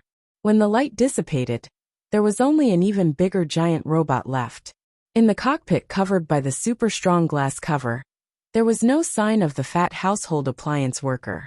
Only the middle school student was left. The cover on the robot's chest was opened, and an empty combat suit fell out. Others might not understand what was going on, but Chen Guang, who was lying on the ground and pretending to be dead, saw it clearly. Even he was shocked. Wasn't this little wimp hiding his abilities a little too deeply? He even lied to himself. There was no fat person in the beginning. This fat person was his puppet. It wasn't just a toy puppet. The middle school student had even cut out a part of his soul and stuffed it into the fat puppet's body. He had even fooled Chen Guang and the Protoss. The giant robot that was recombined no longer looked like a funny household appliance. It looked full of mechanical beauty, but the joints were not simple mechanical combination. Instead, they were like human joints that had a biological structure. As a veteran anime fan, Chen Guang saw through this thing at first glance. What a scam! Isn't this the robot number 1 that Shinji drove in the EVA? Don't think that I won't recognize you just because you changed the paint from purple to white. Before Chen Guang could finish his sentence, the middle school student number 1 took out a giant gun that was about 50 feet long from its thigh. The black muzzle was aimed at Yu Ting's head. Get out of the way or I'll kill you. The middle school student's voice came from the chest of the robot number 1, with a strong electronic tone. That's right, you've obtained a lot of damage. Shouldn't you leave some for us? On the other side, the hale and hearty old man jumped out of his miniature Gundam. In his hand was a tang sword that was glowing with rainbow light. This was his true weapon. From the way he held the sword, Chen Guang could tell that the old man was an inner strength warrior. He was a master swordsman. However, The old man was different from his subordinates in the Guangding headquarters. He was a reclusive civilian expert. Besides being an inner-strength warrior, he was also a high-ranking official. Who knows if there are any traps at the end of the mission? Will the mission be judged as a failure if the contribution points aren't up to standard? The elf archer beside peasant wielded her bow and walked forward. She said, "The explosion on the blood pigeon's back was caused by you, right? Shouldn't you at least give us some damage?" The other human players nodded in agreement. Based on the power of the previous explosion, and the fact that the blood pigeon was on the verge of death, the explosion should have taken away at least 40% of the total damage. If they didn't get more contribution points, the boss's rewards would be given to Yuting and Wethany. Previously, the Celestials were powerful, so they were thankful that Yuting didn't lead the Celestials to massacre the mortals. Now there were only 2 Celestials left. They must have expended a lot of energy fighting the blood pigeon.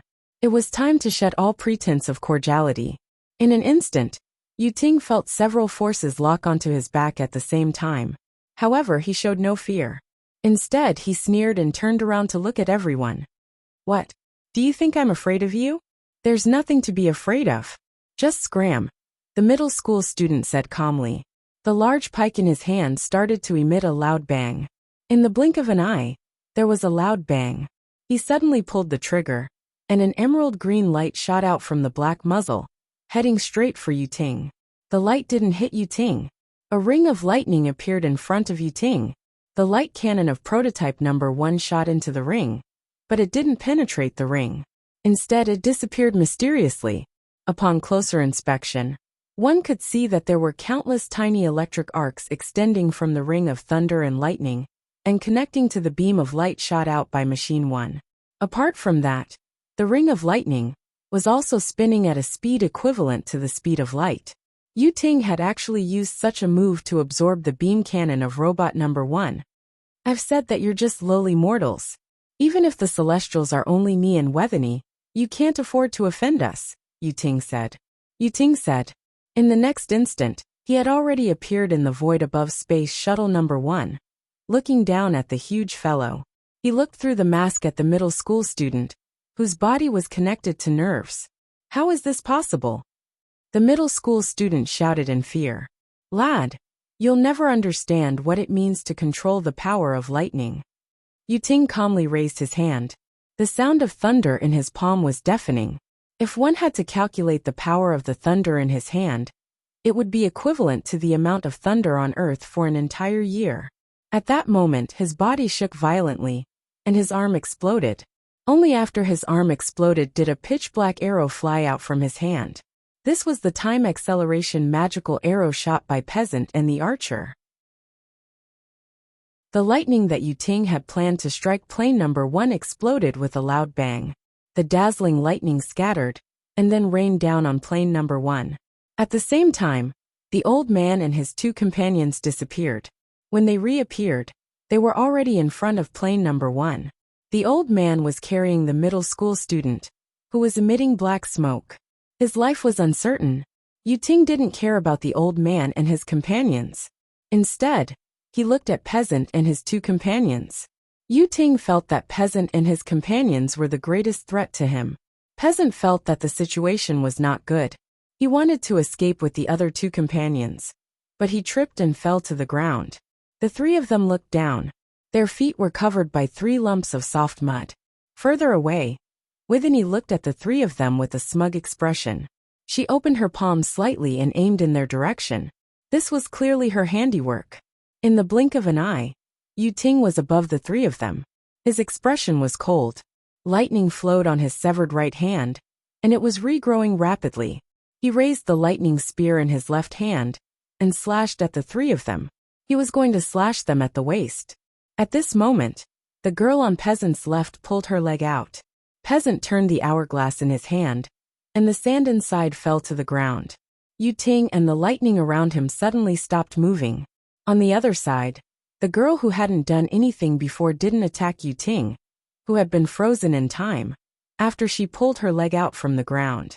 She punched at Chen Guang, who was pretending to be dead on the ground tens of meters away. Just when Chen Guang was watching the show, he suffered an undeserved calamity. He was punched in the butt by that girl. He couldn't call it buttocks. His blood pigeon's back was gone, including his buttocks. He cursed in his heart. Are you crazy? Yu Ting is the one who wants to kill you. Why did you hit me? That wasn't the end. After the girl punched the blood pigeon's buttocks, she stirred the flesh. Chen Guang's mouth twitched. If he wasn't pretending to be dead, he would have cursed the girl. Wait, you're so far away. How did you punch me? This thought flashed in Chen Guang's mind, and his eyes widened. If he didn't remember wrongly, this scene seemed familiar. Chen Guang glanced sideways and saw that the girl was standing still, but her fist was retreating from his buttocks. Rubber person. Bloody rubber person? While he was complaining, the girl's fist had already retracted at an extremely fast speed. Then, she swung her right arm, and her blood-stained right fist shot towards Yu Ting like a cannonball. She shouted even louder, "Go to hell! Rubber doesn't conduct electricity." Chen Guang was stunned. Gosh, fortunately, he didn't give up on Peasant and the girl beside her. According to the nature of the heavenly Holy Grail, if he wasn't wrong, this girl who had hidden herself quite well was most likely Sister Lu Fei. Wasn't this the ability of the rubber fruit? Her awakened ability was to transform into rubber. It was no wonder she didn't use it previously. As she shouted, her fist covered in Chen Guang's pigeon blood slammed into Yu Ting's chest. Chapter 1203. Yu Ting screamed in pain as he flew backward. Rubber Girl revealed a joyful expression and said, "It's just as I thought. Ordinary attacks will be dodged by his lightning-transformed body, but the pigeon blood has the effect of breaking magic, so he can't dodge." Chen Guang, who was pretending to be dead as he watched the two factions kill each other, cursed inwardly. It wasn't pigeon's blood that dispelled demons, it was dog's blood. Pigeon's blood was a great supplement. Yu Ting was severely injured. Vithani saw that the situation was dire and turned to flee. She and Yu Ting, who was vomiting blood, retreated far away. "Lord Yu Ting, are you all right?" Vithani asked anxiously. Yu Ting wiped the blood from his lips and shook his head. "I'm fine." As they conversed, Vithani stuffed a bottle of healing potion into Yu Ting's hand. He had indeed sustained serious injuries. On the other side, the genius high school student woke up from his coma. When he opened his eyes, he saw himself in the arms of the old man. He struggled to free himself and turned his face to the side. After a long time he said, "Thank you." The old man smiled and patted his shoulder. "You're not as cold as you look." The high school student shrugged his shoulders. "In this mission space, we aren't our true selves. Many people have different personalities on the internet and in real life. This is the same." The old man smiled and said, "That's because you're still young and haven't seen through your life. Let's not talk about this now. We should do something more meaningful." The high school student looked at Yu Ting, who was recuperating in the distance. He then looked at the motionless blood pigeon on the ground. Peasant, Rubber Lady, and the elven archer walked over. At this moment, the remaining 7 human players finally let go of their grudges and united as one. The elven archer asked, "Do we kill blood pigeon or the Protoss first?" The high school student thought for a while and said, "Let's kill Yu Ting first. Otherwise, he won't let us deal with blood pigeon." I don't know if you've played online games before. Let me explain.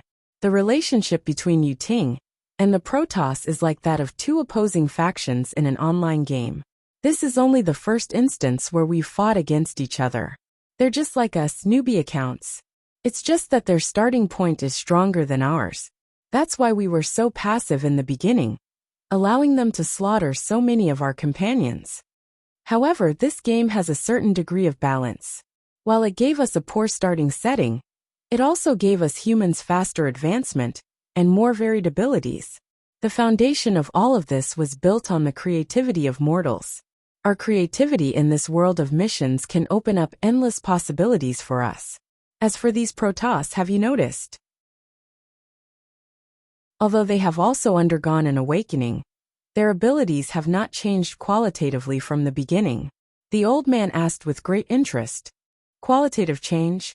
The middle school student nodded. Yes, a qualitative change. I'm not saying that they aren't getting stronger.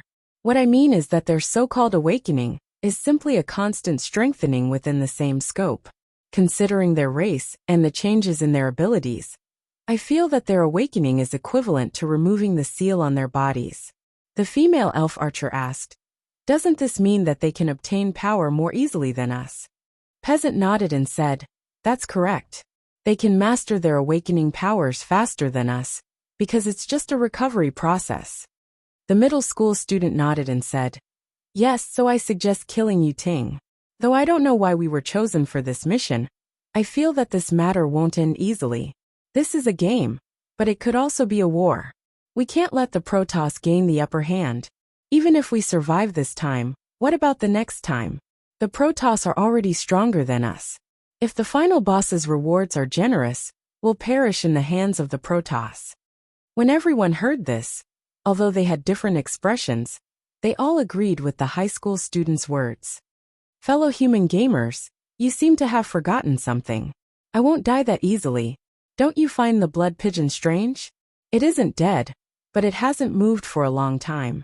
If the two of us continue to be entangled like this, and if this blood pigeon really has something fishy about it, then it will be too late for you to regret." At that moment, Yu Ting finally spoke up from afar. "That's right. If Lord Yu Ting hadn't exchanged for the world without pigeon formation, all of you would have perished.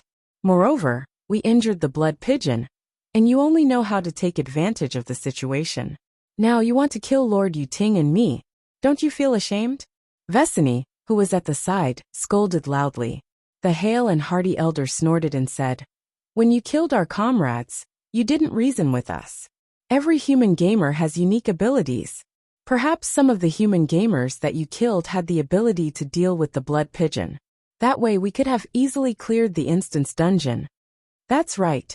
Now that you're about to die, you want to negotiate with us?" Rubber Girl clenched her fists and walked forward. After that punch earlier, her confidence had increased tremendously. To complement her methods, the middle school student had even secretly stuffed a rice cooker's inner into her hand while the group was chatting. What was the use of a rice cooker's inner? The authoritative expert in playing dead, Chen Guang, answered this question. About 30 seconds ago, someone scooped a bowl of rice cooker's blood from his butt. Someone would definitely ask, "Why do you have so much blood? You've been bleeding for a few minutes, so why aren't you dead?" The authoritative expert in playing dead said, "Please read my name carefully. Repeat after me: blood. Pigeon. Blood. Understood?" As Rubber Girl spoke, she dipped her right fist into the rice cooker's inner. Those who didn't know better would think that she was dipping her fist into sauce. Chen Guang, who benefited the most from the current situation, was obviously happy to see this happen. Up until now, the injury on his back had mostly healed.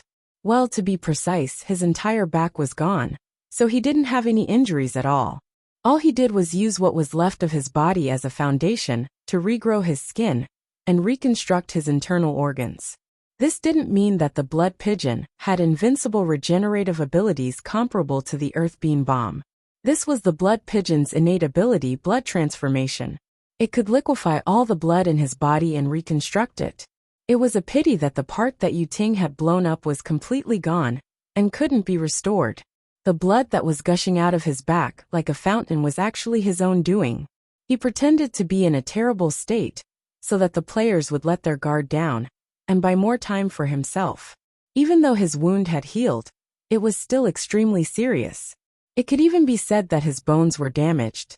Regardless of whether it was the back of a human or a bird, the spine was the same. A human without a spine couldn't stand, and a bird without a spine was the same. Right now, he was essentially no different from a mollusk. If he really wanted to move, he could only crawl on the ground like a snake. In his current state, he couldn't kill any of the gamers. Right now, he was trying his best to use the effects of blood transformation and solidification. He was trying to crystallize a usable spine in his body. As for how to deal with the gamers, Chen Guang had made up his mind after returning to the slaughtering world. Even if you're stronger, you'll have to pay an unbearable price to kill us. How about this? I promise you that you can deal with the blood pigeon boldly. We won't interfere. unless you're faced with an unsolvable situation, and ask for my help. No matter what, this is only the first mission. We'll talk about the future in the future. Do you want to complete this mission safely? Yu Ting made another promise. Ridiculous. Why should we believe you? Peasant squinted his eyes and said, I don't care if you believe me or not. I can only tell you that the blood pigeon has recovered. Wethany, who was standing beside Yu Ting, suddenly interjected. Along with her words, the ground beneath Chen Guang suddenly trembled and flipped him over like a spatula frying vegetables. The blood covering Chen Guang's body flowed down, revealing his newly grown skin. There were no feathers on it, and it looked like the back of a graceful lady. Chen Guang's body twisted in the air. His wings were on the ground, and his claws were clasped together. He looked like a cartilaginous reptile.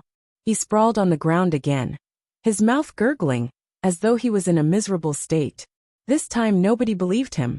The human gamers saw that the situation was not in their favor, and they made a decision immediately. The hale and hearty elder shouted, Good, we'll believe you. Don't delay attack. Following the old man's order, the others rushed forward one after another. This time, it could be said that everyone had brought out their trump cards.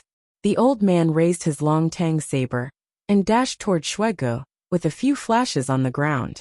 Surprisingly, he used the earth-shrinking technique and dashed toward her with his saber. On the other side, the genius high school student patted his chest heavily and clenched his fists. As his hands glowed, figurines rushed out from the light. The figurines expanded with the wind and transformed into the size of a normal human. Chen Guang stared with his eyes wide open. No wonder he could summon Robot Number 1. He was definitely an anime fanatic. What did I see? Fourth Hokage, Orochimaru, Ichigo Shinozaki, Saber, Overlord's Pill. These 5 figurines that had transformed into summoned characters looked no different from real people. They rushed towards Blood Pigeon in unison. The female elven archer slowly drew her longbow, but this time, she did not release the bowstring immediately. Around her longbow, countless mysterious energies were born out of the void, forming spirals and condensing around it. The energies were colorful, and the magic arrow on the longbow became thicker and thicker. The wind howled, and the sand and pebbles in the Colosseum flew in all directions. Receive the wrath of the Elven King. The archer let out a loud roar. Peasant, who was at the side, shot out a ray of dark light.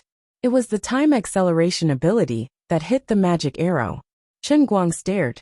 The old man was in danger.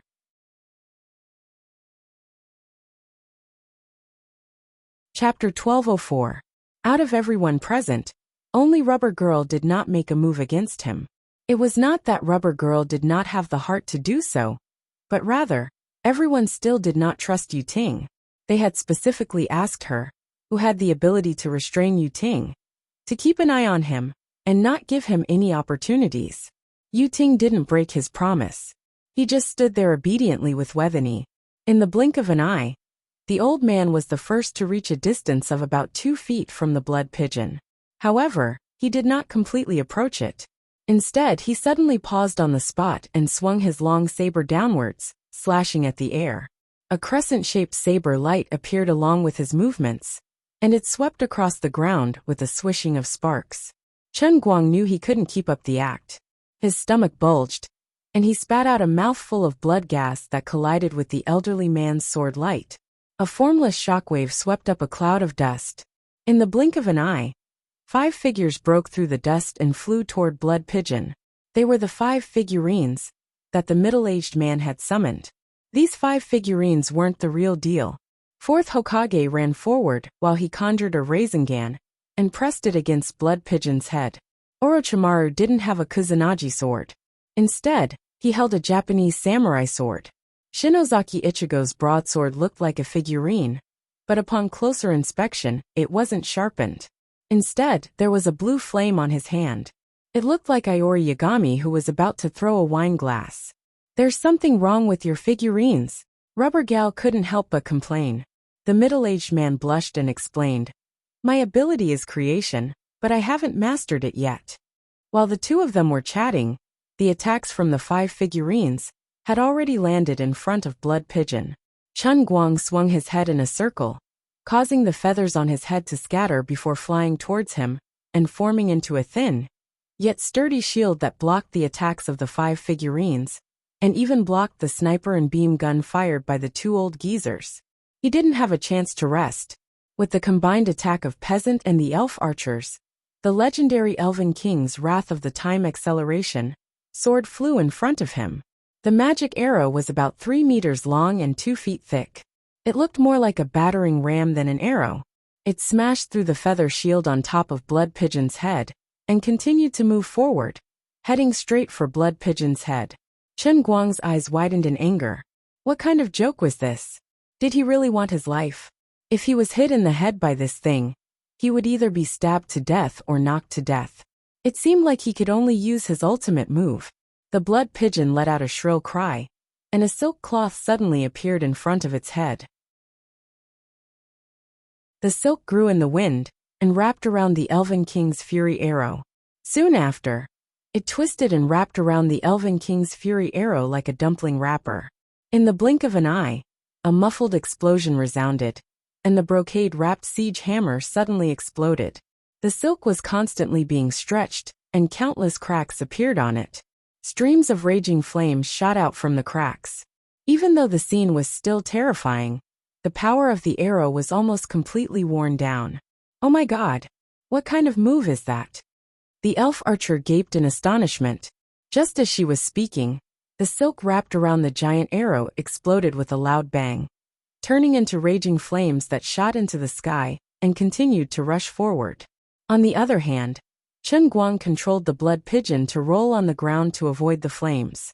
The other gamers were dumbfounded. The slower pirated figurine couldn't dodge in time, and was burned by the raging flame. In an instant, half of its body was incinerated. The power of the flames was evident. Blood Pigeon's head and back were also burned. Wherever the flames went, the blood feather was incinerated. Even the flesh underneath was peeled off and fell to the ground. It looked terrible, but Blood Pigeon managed to escape. It was just that it had become a vulture. On the other side, the hale and hearty old man, who had retreated in time, wiped the cold sweat off his forehead and turned to the archer beside him. The power of your magic arrow is too terrifying. If I hadn't reacted fast enough, I would have been injured. Next time, you should have warned me before you used your ultimate move. The genius high school student looked at his burnt figurine and felt his heart ache. The archer explained helplessly, "You can't blame me. I didn't expect it to have such a move. Also, there won't be a next time. The Elven King's Fury is my ultimate move. The cooldown time is too long. Look, what's this?" While they were chatting, Rubber Girl took out a piece of rag. The rag was about 1 meter long and wide, and there were burn marks on the edges. It seemed to be part of the silk cloth that had wrapped the Elven King's Fury Arrow. Looking at the words that were left on the rag, everyone was speechless. If they weren't mistaken, it was a Chinese character. This is the word book? Rubber Girl asked again. I saw the rag floating by just now, so I took it down to see if there was anything special about it. But this is clearly magic used by the Phantom Beast. Why would there be Chinese characters? And it's a book. Chen Guang, who was lying on the ground, chuckled inwardly as he regrown his skin and regrown his spine. You guys know nothing. I told you I was a dove, but you guys didn't believe me. Now I'm telling you that I'm actually a messenger pigeon, but you guys won't believe me either. The old man's move was called a letter to home. The itch on his back was getting stronger and stronger. Chen Guang was secretly delighted. Soon, I can finally raise my head and be a man again. Oh no, a bird. In short, as long as the spine was regenerated, even if he couldn't fly because of the severe muscle loss, he could at least stand up and fight like a human. Unfortunately, the human players didn't give him enough time. Although there was a brief uproar because of the letter, they only exchanged a few words before charging at him again. I'll think of another way. You can attack first. Peasant didn't attack together with the archer. Instead, she stood at the same spot with a heavy heart. She felt that something was amiss. She was puzzled, but the situation was changing too quickly. She didn't have enough time to think, so she wasn't able to calm down and think carefully. Since the archer didn't have any more powerful moves, it was better to let the others test the waters.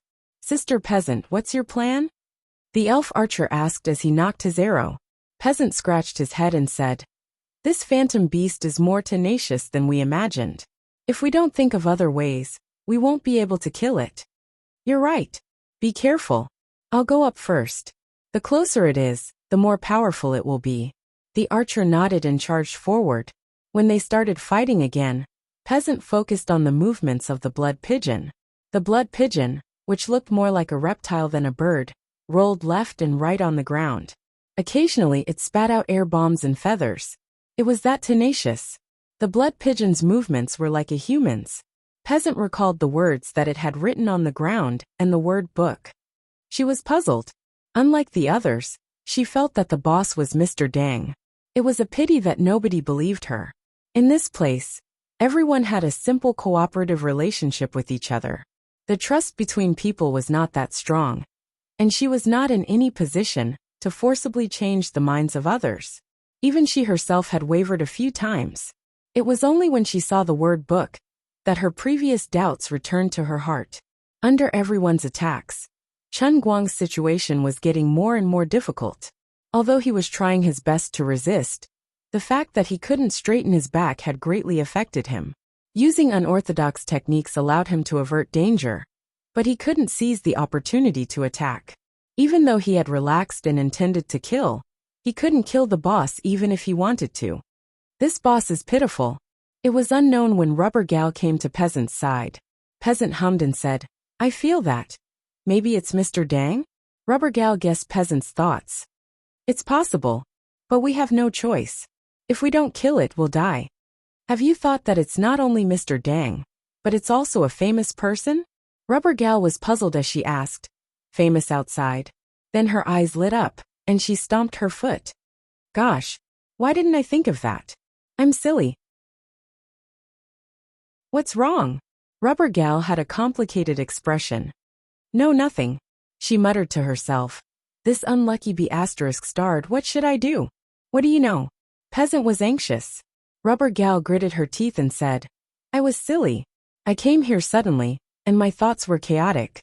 I didn't notice such a simple problem. Now that you reminded me, I'm able to react. Forget it. I'm 100% sure Blood Pigeon is Mr. Dang." "How can you be so sure?" It was Peasant who couldn't make up his mind. Rubber Gal rolled her eyes and thought, "Can I tell you? Chen Guang, is there something wrong with you?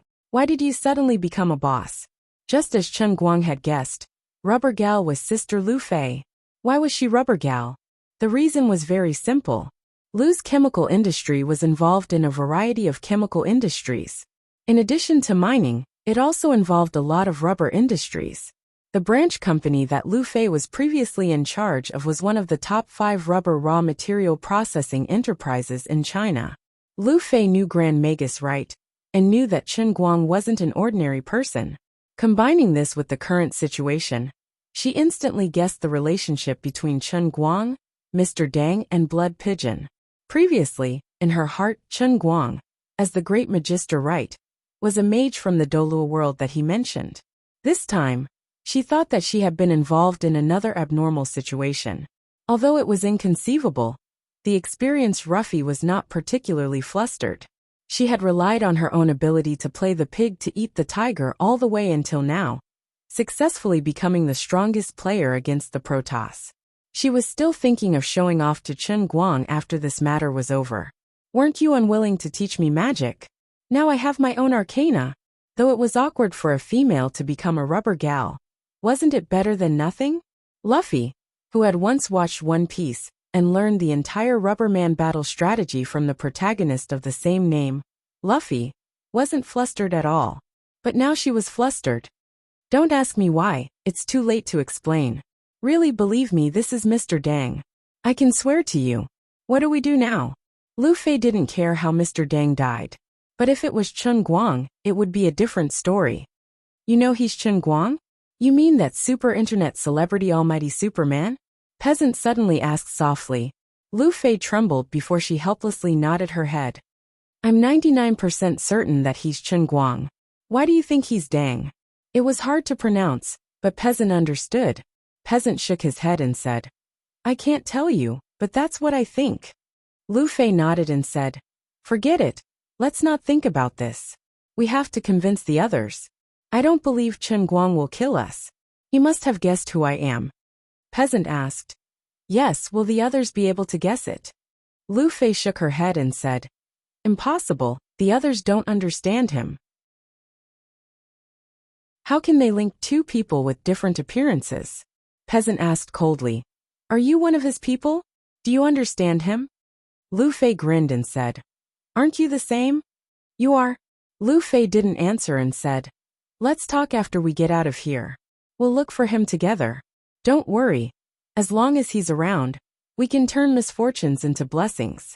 I understand him. As he spoke, Lu Fei recalled what happened when he destroyed the World Breaker. He was capable of unleashing such devastating power. There was no way he would be stumped by becoming a boss. Lu Fei guessed half of it. In terms of destructive power and the scope of the mission, the world of slaughter wasn't comparable to the world of punishment from the world of destruction. But in terms of the level of the world within a cup, and the laws that Chen Guang had come into contact with, the world of slaughter was much higher than the world of punishment. I think I have a way to prove that he's one of us, Peasant said with determination. Lu Fei was puzzled as Peasant ran forward. Luffy was puzzled, but Peasant ran forward with big strides. What's she trying to do? While Lu Fei was in a daze, Peasant was less than 10 meters away from the blood pigeon. She raised the hourglass with her right hand and said calmly, If she's Mr. Dang, she won't attack me. What? You're crazy. Peasant, what are you doing? Everyone stop her. Isn't she seeking death? Lu Fei was shocked, and the other players were even more dumbfounded and panicked. They were on the same side. If they were to fight against the Celestials, or the mythical beast, Peasant's time manipulation was crucial. Everyone had a good impression of her. Besides the Celestials, nobody wanted to see her die. But it was too late. The gamers didn't expect Chen Guang to be the most flustered. Just now, he flapped his wings with the intention of launching a sea of blood to send the gamers flying to buy time. He didn't think much of Peasant's approach, because he knew that Peasant wasn't suited to be near him. He thought Peasant was going to throw the time manipulation from afar to slow down and increase the strength of the sea of blood. Peasant charged forward. His blood sea had surged forward like a tidal wave, and he couldn't retract it. Chen Guang was burning with anxiety. What a troublemaker. I don't care if the others die, but I don't want you to die.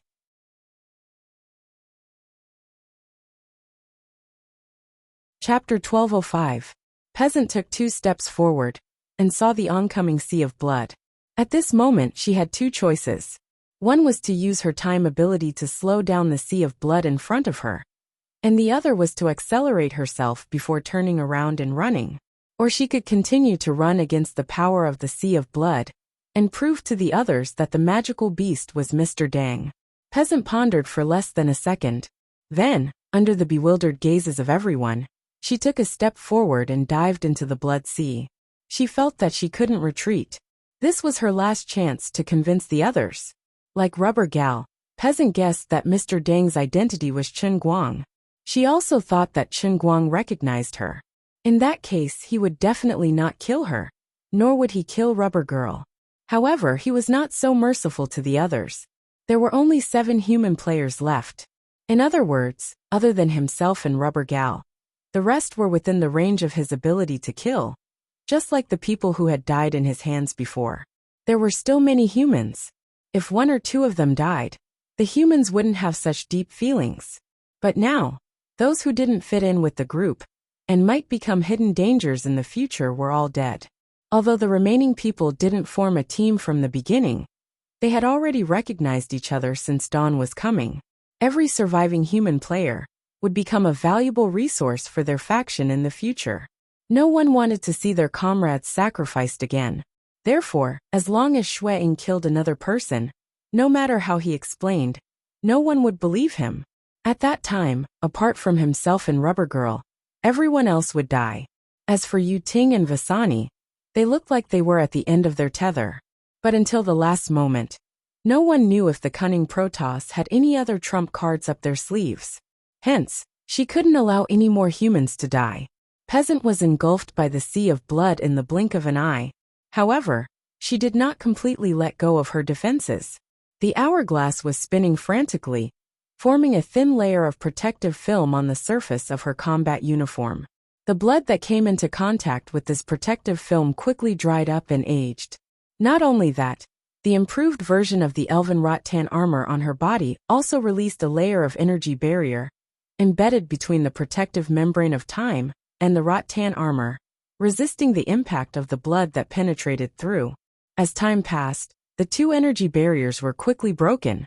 Streaks of dark red blood swept past her combat uniform, like a sharp blade cutting through paper, leaving behind one wound after another on her thighs, abdomen, arms, and other parts of her body.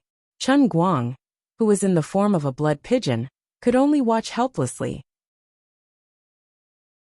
He was already desperately trying to think of a way to retract the corrosive and cutting power of the blood sea. But as the saying goes, spilled water can't be taken back easily. How could he retract his ultimate move just because he wanted to? Unfortunately, he couldn't speak at the moment. He could only stare helplessly at everything that was happening with his pigeon eyes. Is there a hole in your brain? Are you an idiot or what? I don't want to kill you, but you're courting death. What do you want me to do? At the back of the crowd, Lu Fei, who knew Peasant's motive, was watching nervously.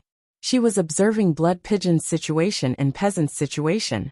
Just as the two of them had guessed, Blood Pigeon's human-like eyes revealed a hint of panic. He didn't want to kill Peasant. Lu Fei was in deep thought. Things were getting out of control. If everything was under Blood Pigeon's control, he wouldn't be panicking. Could it be that he was unable to control the gushing blood? Lu Fei gritted her teeth and couldn't be bothered to monitor Yu Ting. She took a step forward and punched with her rubber bullet fist at the spot where Peasant had plunged into the sea of blood. Wherever the fist landed, the red blood flowed. But Lu Fei's powerful rubber bullet only penetrated less than half a meter into the sea of blood before it retreated helplessly. The blood looked fluid, but it was extremely dense and corrosive. On the other side, the other gamers stopped attacking and focused on rescuing Peasant. Of course, the attacks that they had launched earlier were all blocked. For example, the one-punch Superman Saitama, who was summoned by the high school student, gave Chen Guang a fright. After taking a closer look, Chen Guang calmed down. Saitama's figurine was a pirated one, and there was a small tuft of hair on his head. The pirated figurine punched out, but before it could exert any power, it was engulfed by a wave of the sea of blood and disappeared. The magic arrows shot by the archers weren't effective either. Without Peasant's time acceleration, the magic arrows couldn't reach the sea of blood. The slightest splash in the sea of blood would cause the magic arrows to explode. Though Peasant, who was trapped in the sea of blood, had his suspicions confirmed, he didn't expect the sea of blood to be so powerful. She squeezed the hourglass in her hand helplessly. Then she gritted her teeth and threw it out. As the hourglass left her hand, it was swept away by the sea of blood. In the blink of an eye, the hourglass trembled violently. No matter how the hourglass shook, the sand that would seep down in an orderly manner suddenly went out of control. In the small hourglass, countless extremely fine grains of sand of time created a feeling of a sandstorm in this narrow space. Suddenly, Peasant clenched her right fist, and the indestructible hourglass that was swept a few meters in front of her cracked. The body of the hourglass wasn't made of ordinary glass. It contained the power of the rules, and was a dimension barrier that could isolate the invasion of time and space. Then Peasant said in her heart, "Time storm." As her voice fell, the cracks on the hourglass in the distance rapidly spread. A strange cracking sound reverberated throughout the entire Colosseum. Though the sound wasn't loud, it sounded as though it was right beside everyone's ears. In the blink of an eye, an orange-yellow sandstorm engulfed the area where the hourglass exploded. The grains of sand in the hourglass were only the weight of a fist, but now, it became an earth-shattering sandstorm. The grains of sand flew in all directions with heavy historical vicissitudes. Wherever the grains of sand passed, the sea of blood dried up, and the land cracked. The concept of time and space was broken. Peasant took the chance to escape. As for Chen Guang, He felt relieved when he saw that his blood ocean technique was broken. Though he was in the middle of the time sandstorm tornado, as a mythical beast boss, he wouldn't die of old age, no matter how peasant accelerated or slowed down time. He didn't panic. However, his complacency didn't last long.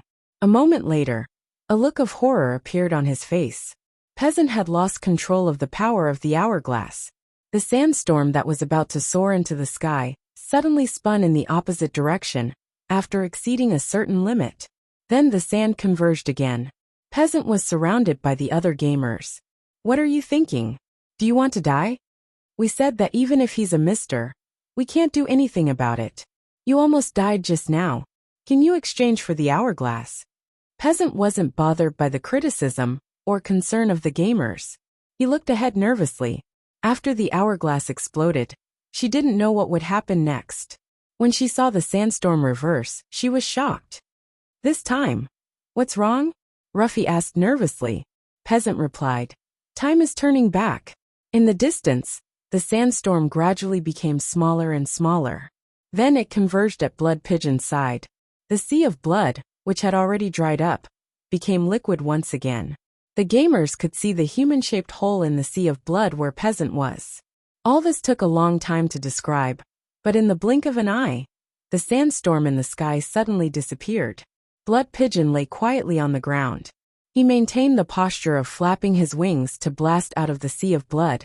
Under the effect of time reversal, his sure-kill sea of blood had also returned to his body. Where's your hourglass? If you can turn back time, your hourglass should be able to appear again. The middle schooler asked bewilderedly. Over there. The sharp-eyed elf archer pointed at the shattered glass on the ground and shouted in surprise. The hourglass didn't regenerate? Peasant didn't understand what was going on. Ruffy was puzzled and asked, Where's the sand? Where's the sand of time? Peasant thought for a while and said, Perhaps when the sea of blood returned to his body, it was brought into his body? Perhaps only Chen Guang knew what he was feeling at this moment. As a bird, no a dove, using the power of blood as a guide, he should be a domineering devil.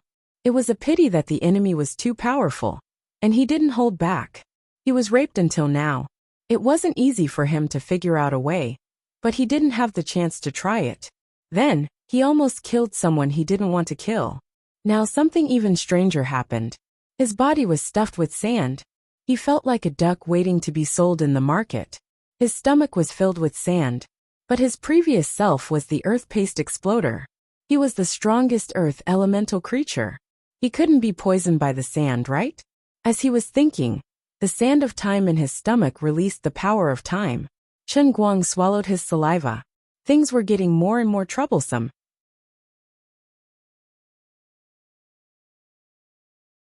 Chapter 1206. Intense pain came from his body, and Chen Guang could clearly sense that every single cell in his body was being corroded by time. Some cells were regaining their youth, some were aging rapidly, and some were at a loss of where to go. Every cell seemed to have its own thoughts, and they were thinking about life. Who am I? Where did I come from? Why am I here? Where am I going? At this moment, the thoughts formed from 10,000 nerve endings were cursing in Chen Guang's heart. It wasn't that his stomach was stuffed with sand, but that the damned sand of time had entered his body along with his blood, and entered his countless cells along with the power of his blood. If he had to use scientific theories to explain his current situation, that was the only conclusion Chen Guang could come up with. He admired himself. No matter how strange the situation was, he was still able to find support for himself with theories that seemed reliable, but were actually completely unscientific. Fortunately, he wasn't treated as a scientist when he was young. Otherwise, he would be more of a Frankenstein than Nicole. The question was, what should he do? Should he die of old age, or should he be turned back into an egg by time? It was a dilemma. Death was something he could not allow to happen. Even if it was Peasant, he couldn't let her kill him. Otherwise, he would be finished. But he couldn't live either. Otherwise, the others would be finished. In the end, he had to die. But how he died was very particular. He had to die with skill, depth, and integrity. He definitely couldn't be easily defeated like an ordinary game boss. At this moment, Chen Guang was feeling extremely weird. He felt uncomfortable, yet comfortable at the same time. The power of time couldn't kill him. In this strange bloodshed dimension, the blood pigeon had eternal life. He could only be killed by the gamers and not die of old age. In World of Warcraft, the gamers could enter the instance dungeon and hack for 10,000 years. As long as the power wasn't cut off, the boss would stand there forever. How could the gamers wait for the boss to die of old age? In addition, under the constant invasion of the misplaced power of time, some cells aged while others became more and more energetic. However, the aging and dying cells would not disappear. Instead, after crossing a certain boundary, they would quickly jolt back and return to the direction of rejuvenation. This was the state of his body at the moment. It was rather distorted. This is a good chance to kill him. The old man frowned and said, I don't know what happened, but Miss Peasant's hourglass injured him severely. We can't afford to lose this opportunity. Let's seize it. Wait. Peasant and Lu Fei shouted in unison. The two of you, although we belong to the same faction and have relied on your help before, at this critical moment of life and death, we really have no reason to be willful with you. We've said it many times. Even if it's really Mr. Dang, we still have to kill it. Otherwise, we'll be the ones to die. You two might not be afraid of death, but that doesn't mean we're willing to die with you. A strong man behind the old man said in a low and muffled voice. His words were filled with dissatisfaction. Who wants to talk nonsense with you? Anyway, we said that we can't do it. If anyone is stubborn, don't blame me for being impolite. Lu Fei was infuriated. She glared angrily and extended her arm in front of everyone. Her arm was emitting white smoke and emitting pink radiance. The genius student gaped in shock. Gosh, second gear? Lu Fei grinned and said, Why? Do you know your stuff? Oh no, the bird is standing up. While they were dawdling, the blood pigeon that was sprawled on the ground suddenly screeched, giving everyone a fright. They stared at the blood pigeon that had been pretending to be a mollusk for a long time. The blood pigeon spread its wings and stood up with great difficulty. With the interference of the time sand, even though it was difficult, the Chen's peace pigeon had regained its spine after such a long time. But it didn't charge at Yu Ting or the humans. Instead, it screeched again. Thick, viscous blood gushed out of its body. It looked like a fountain. Everyone thought it was going to unleash a powerful attack. But after a few screeches, the blood pigeon's huge body inexplicably collapsed. It's dead? What's going on? You ask me, but who am I supposed to ask? Who's going to go take a look? You. On the other side, Yu Ting and Wethany were also talking. Master Yu Ting, what should we do now? The blood pigeon is dying. It's not dead. Not only is it not dead, but its body is surging with new energy. I can feel it. It's as vigorous as the breath of the goddess of life. Then should we attack? If this phantom beast recovers to its peak, we won't have any chance of winning. It won't. The life force in its body looks terrifying, but it's like a castle in the air. My attack just now really did injure it. It's already at the end of its tether. Then should we? No, let's wait and see. I don't have much divine power left. Even my spirit is exhausted. So that's it. There's no rush. I have the speed of lightning. At the last moment, I can avoid the mortals and deal the final blow. These mortals are too naive. Nobody can stop the power of lightning. The blood pigeon will probably massacre the mortals and make them suffer. We can sit back and enjoy the fruits of his labor. My lord is wise. The mortals were perplexed. The blood pigeon, who was sprawled on the ground, started struggling violently as though he was in extreme pain. He started rolling on the ground. Peasant and Lu Fei were worried, but they couldn't help. The others were eager to give it a try.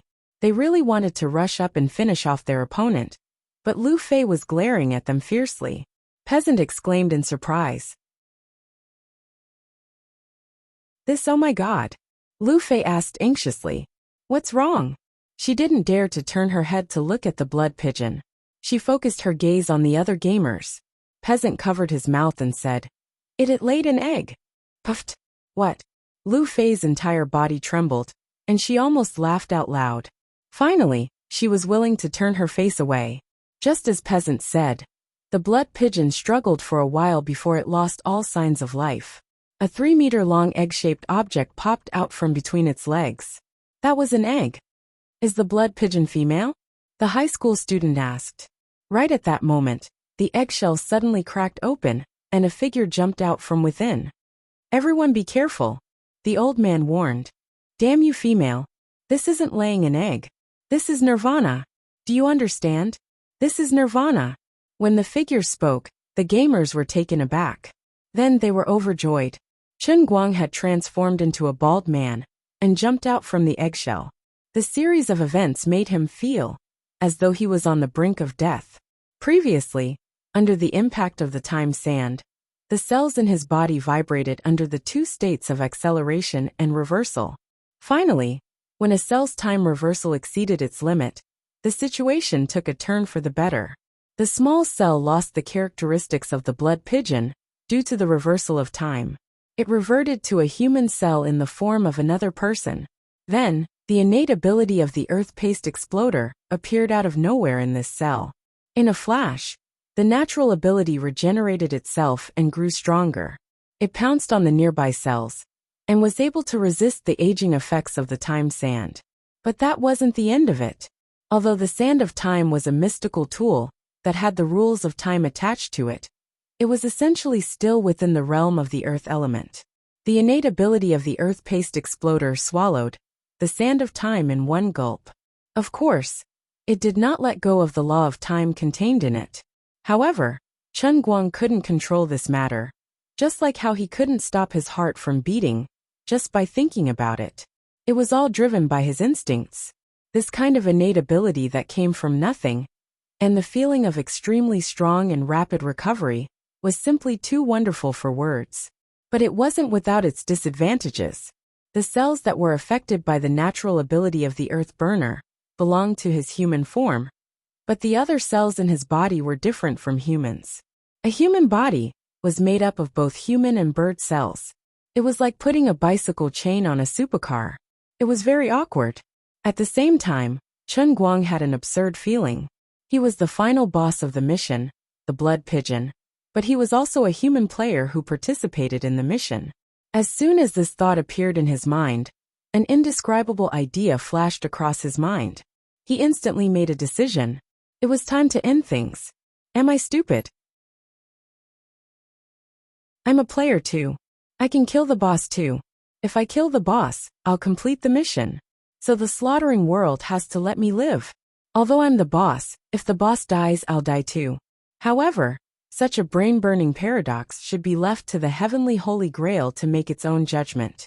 Previously, he was considering whether he should take the risk. Now that he had the regenerative ability of the earth burner, all his problems were resolved. Should he try to commit suicide? When the bystanders saw him stand up, they thought he had purposely positioned the 2 bodies so that the human cells would sink. At the same time, he detonated the power of the blood pigeon in his body. After successfully locating him, Chen Guang fell down again. The explosions in his body did not stop for even a moment, but under his deliberate control, all the power of the great earth exploder was concentrated in his lower body. Chen Guang first formed a hard shell for himself, and then stuffed all the innate abilities of the great earth exploder into it, reconstructing his body. Finally, he completed the nirvana process. He made the right bet.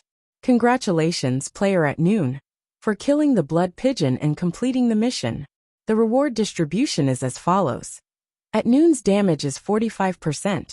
Yu Ting's damage is 31%. Yu Ting was dumbfounded. He was waiting to kill Steel. What was going on? Besides Lu Fei and Peasant, the other human gamers didn't fare any better. Mr. At Noon, who had disappeared for a long time, reappeared, and the mission ended? What the hell happened? What was the point of coming to this mission space? If they were about to be teleported out, what was the point of distributing the reward points? Overall mission completion assessment, human wins. Just as everyone was lost in their thoughts, another notification sound rang out. Though they didn't know the benefits of the announcement, they were happy that their side had won. They didn't have time to greet each other. Swoosh, swoosh, swoosh, they vanished. Chen Guang turned to look at Yu Ting and Wethany. They stared at each other from afar. Yu Ting and Wethany's figures also began to fade. It was just as they had said. They were just projections. After everyone left, a time and space vortex appeared above Chen Guang's head. He raised his head and slowly rose into the sky. He had too many questions in his heart that he wanted answers from Liu Li.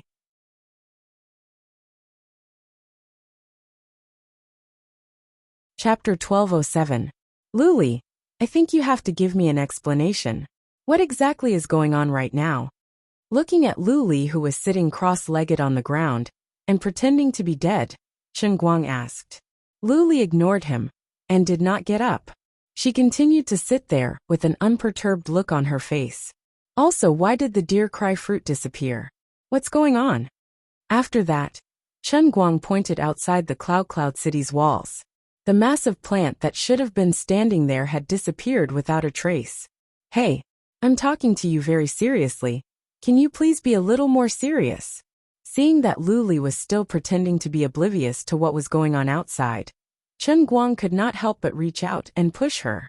An inconceivable thing happened. He actually pushed the air. His palm went straight through Liu Li's body, and it even caused a ripple. Fake. Projection. Chen Guang was furious in his heart. Liu Li, come out. Don't try to hide from me. I know you're here. He shouted loudly. All right, I'm really impressed by you. Finally, Liu Li's figure reappeared behind him. Chen Guang turned around and looked at her. You're finally willing to come out. After such a big change, you can't possibly not give me any explanation, right? Liu Li shrugged. If I tell you that I don't know what happened, will you be angered to death? Chen Guang clutched his chest. Before I die, I'll strangle you to death first. All right, I was just joking with you. Listen to this, Empress, slowly. Seeing that he really had signs of collapsing, Liu Li quickly became serious.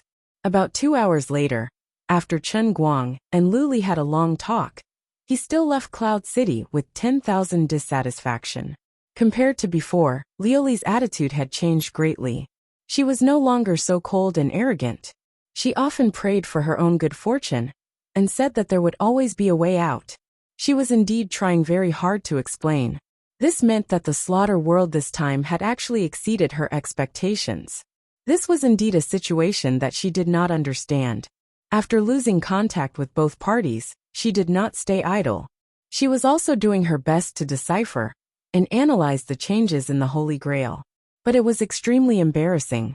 Everything seemed to be the same as before, but the result was that other people and the divine race had entered the world in the cup. As for Yu Ting, Liu Li also recognized him. He was indeed one of the top-ranked god emperors in the endless god realm, and he was the sovereign of lightning. In addition, Liu Li did not know where Lu Ming had gone or what had happened. Just as the slaughtering world began, the huge deer cry flower that was growing outside Cloud City suddenly became illusory and then completely disappeared. Before this, there were no signs. Liu Li tried everything she could, but was unable to communicate with Lu Ming. As for how the world in the cup would develop in the future, Lori gave a definite answer. There was no doubt that the Holy Grail had been upgraded, and the world in the cup would be at the level of the third layer, the Cloud Elephant Sky. But the appearance of the Divine Emperor Yu Ting and the other divine race indicated that the Holy Grail and the Endless God Realm must have been forcibly established some kind of connection, allowing those divine race to descend into the mission world of the cup. Correspondingly, at the same time, perhaps because of the continuous integration of the real world and the real world that Chen Guang was in had also established a connection with the world in the cup. In order to achieve a certain degree of balance, the Holy Grail forcibly created two opposing camps. According to the normal setting, Chen Guang himself should be able to freely choose a camp to join. He would not be the boss that needed to kill all the players. This time, there was just an accident, and then it was forcibly restored. Perhaps it was because the Holy Grail was simple, or it could be due to the situation that happened in the 8th mission. The world in the cup simply made him the boss. The Holy Grail did not consider the emotional inclination of Chen Guang as a human. Because of this, Chen Guang's mind was even tortured to the point that he coincidentally took a walk outside. It was a blessing in disguise, as he solved the problem of being a killer. Moreover, it made his mind more resilient, indirectly helping him to complete the process of turning into an egg. It could be said that he had turned misfortune into fortune and cleverly survived this crisis. But from the next world in the cup in the cloud elephant sky, it should have a more mature and complete camp and ability system from the start. The use and distribution of reward points should also be more rigorous.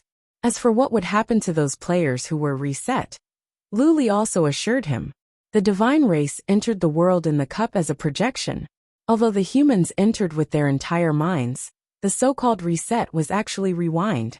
It allowed the players' memories to return to the moment before they entered. It was not a true death. For those who were rewound in the first mission, nothing would change. Perhaps they would only yawn in a trance, then feel a little dispirited, and continue doing what they were supposed to do. Or perhaps he was simply in a dream and didn't have the slightest bit of awareness. Luli was not sure what would happen to the 7 surviving gamers, but Chen Guang was not concerned. Peasant's suspected target was not far from him. The matter of the killer was settled, so he could drive back to the filming site to take a look. In addition, he could also call Sister Lu Fei now. If she remembered anything, she would not hide it from him. Chen Guang hoped that the gamers would retain their memories. He would definitely choose the humans, so they would be able to help him in the future. In the Heavenly Holy Cup, where both sides fought for the fruit of victory, the benefits of the human race's victory would definitely be greater than the God race's victory. However, he was still a little worried. He was not sure if these people's abilities would be inherited in the real world. If that happened, with the supernatural abilities of the 7 gamers, things would get out of hand. Peasant and Sister Lu Fei were still within his control, but the other 5 gamers would cause a huge commotion and have an immeasurable impact. On second thought, there would be another quest, and more players would be chosen to participate in this quest. In the future, there would definitely be more and more players. Therefore, the entire world, it was hair-raising. Chen Guang quickly retreated from the world in the cup. When he regained his senses and opened his eyes, the car was still speeding on the highway. Not far ahead was a highway exit.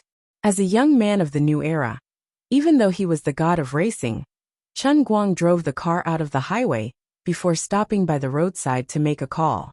He called Ruffy first. "Oh, you rascal, you finally remembered me. What's up? What's up? Why are you calling me so early in the morning? Didn't the internet say that you were filming a program?" When the call connected, Chen Guang didn't even have the time to speak before Lu Fei interrupted him with her words. Based on his understanding of Sister Lu Fei, she wasn't the real rubber girl. But this was impossible. In the world in the cup, he had exchanged a glance with her, and this matter was set in stone. When Chen Guang pretended to be dead on the ground, his ears didn't relax. He heard the conversation between Peasant and Lu Fei clearly. Otherwise, he wouldn't be so sure of their identities. Now that she spoke and knew that he wasn't a normal gamer, there was only one explanation. She couldn't remember anything like the gamers who were reset. If that was the case, surviving to the end of the mission or not didn't make a difference whether they would be reset or not. No, nothing. Oh yes, did anything special happen? Chen Guang asked unwillingly. Lu Fei snorted and said, "Why are you asking me? Your house was bombed.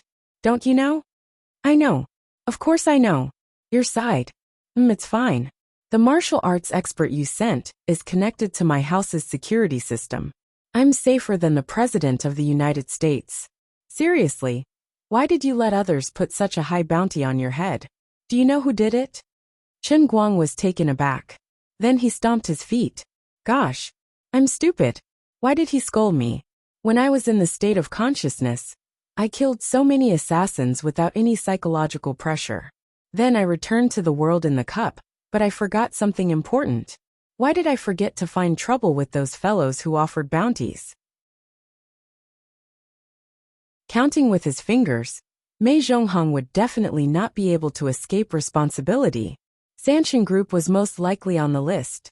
The motive of the Japanese financial group was also worth considering. Why didn't I think of going for a stroll? But he immediately felt relieved. At that time, although his search for the assassin organization seemed to be untraceable. In fact, there was a pattern. He already knew the location of the potential targets of each assassin organization from the intelligence provided by the General Administration of Guangdong. Then, with a thought, the target of the assassin, which was his family and friends, would have a mysterious telepathic connection with him. Then, with this telepathic connection as a guide, he could appear next to the target of the assassin. At the same time, no matter how powerful the assassin was, they would always think about this matter, and then they would be captured by Chen Guang's mind. The expert who dared to accept this $400 million bounty would not be a lone ranger. There was a strong organization behind him that provided him with intelligence support. There would be another kind of telepathic connection between the two, which would also be captured by Chen Guang, who was in the soul state. When Chen Guang was searching for a target, he didn't deliberately choose the target. Instead, he would directly fly over when he sensed it. So sometimes he would directly float to the other party's nest. As for the organization that accepted the mission and the person who issued the mission, the connection between them wasn't that strong. Instead, the mission was directly issued and accepted through the two-way confidential dark web, so it wouldn't be automatically captured by Chen Guang at that time. Of course, if he chose to fly over at that time, he should have been able to find the person. Unfortunately, he was in the middle of the Slaughtering World mission at that time, and he was turned into a pigeon to be beaten. He was very busy and panicked, so he forgot. After crushing 27,638 souls with his own hands, he hurriedly returned. Now that Lu Fei reminded him, he remembered. But now that things had come to this, there was nothing to regret. Anyway, after this sudden change, there would no longer be any blind assassin in the world who would come to seek death. For a short period of time, he didn't need to worry about the safety of his family. The ones who should be afraid and worried should be the survivors, who hadn't been involved in the big pot of 400 million bounty. A weak organization that was originally ranked outside the top 500 in the world suddenly woke up and became the world's #1. Was it a surprise? Was it a surprise? Was it happy? Definitely not happy. Everyone would be more concerned about another question. Why did those big shots suddenly go crazy? What did they have in common? This common characteristic was very easy to find. They were all tempted by the 400 million bounty and took action. Then they all went crazy. In addition, Chen Guang didn't intend to completely relax the security. He still had to go home to take a look and settle the situation at home. Then, of course, he had to find those people who put up the bounty to settle the score. But now he had other more important things to ask. No, you don't have to worry too much about the assassins for now. Just now, didn't anything strange happen in your mind? Chen Guang's question was very direct. Strange things? No, by the way, I accidentally spilled water on my clothes when I was drinking. Does that count? No, it's fine. Then I'll hang up first. After hanging up, Chen Guang turned the car around and drove in the direction of the set. Seeing him return, Chu Zijin, who was reshooting the show with the director, looked confused. Didn't you go home? Chen Guang looked down at his watch. There are still 2 hours before the plane leaves. I thought it would be useless to rush to the airport now, so I came back to take a look. Are you worried about the effect of the show? Is our show that important this time? Chu Zijin asked in surprise. Chen Guang laughed. Of course it's important. After all, this is Tianguang Media's first big project. The company also has $1 billion from the Shanghai Financial Group. If we don't get a good start, we won't be able to explain it to others. Chu Zijin nodded. I didn't do a good job.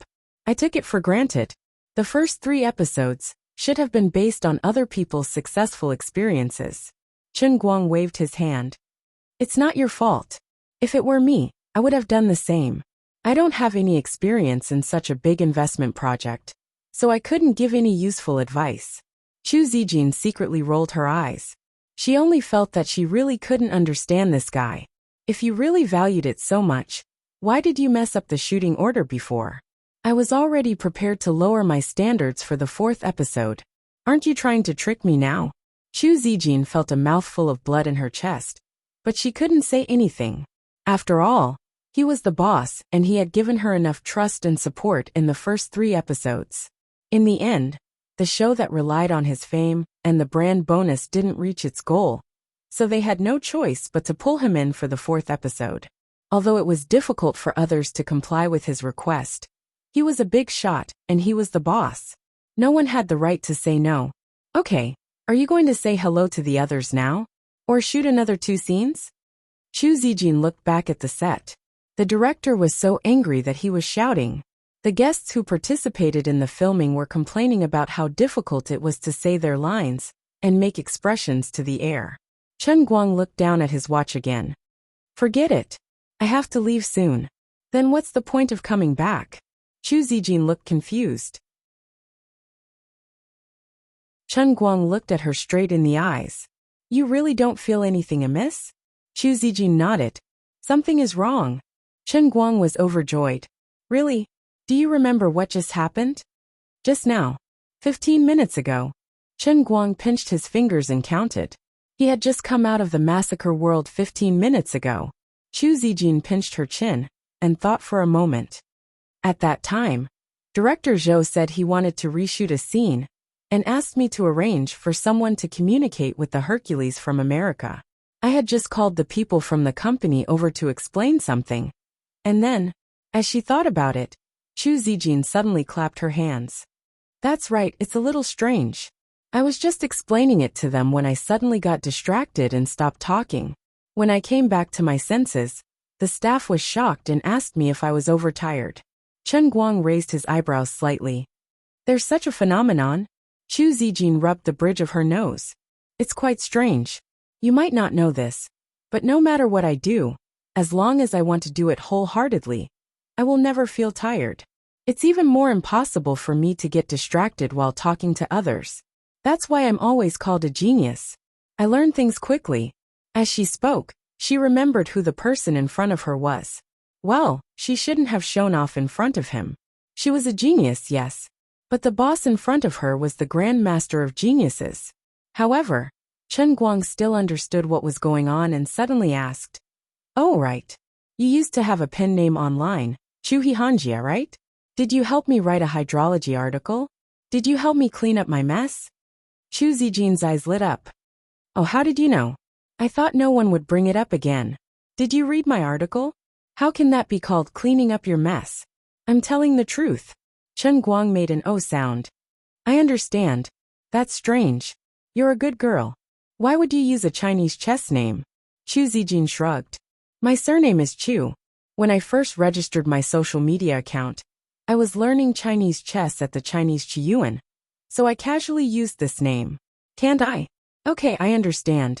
If there's nothing else, I'll make a move first. You carry on with your work. Chen Guang turned and left without dilly-dallying.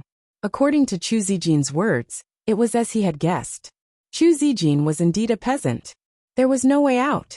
With Chen Guang's acting skills and sensitivity to other people's micro-expressions, he was 100% sure that Chu Zijin was not lying.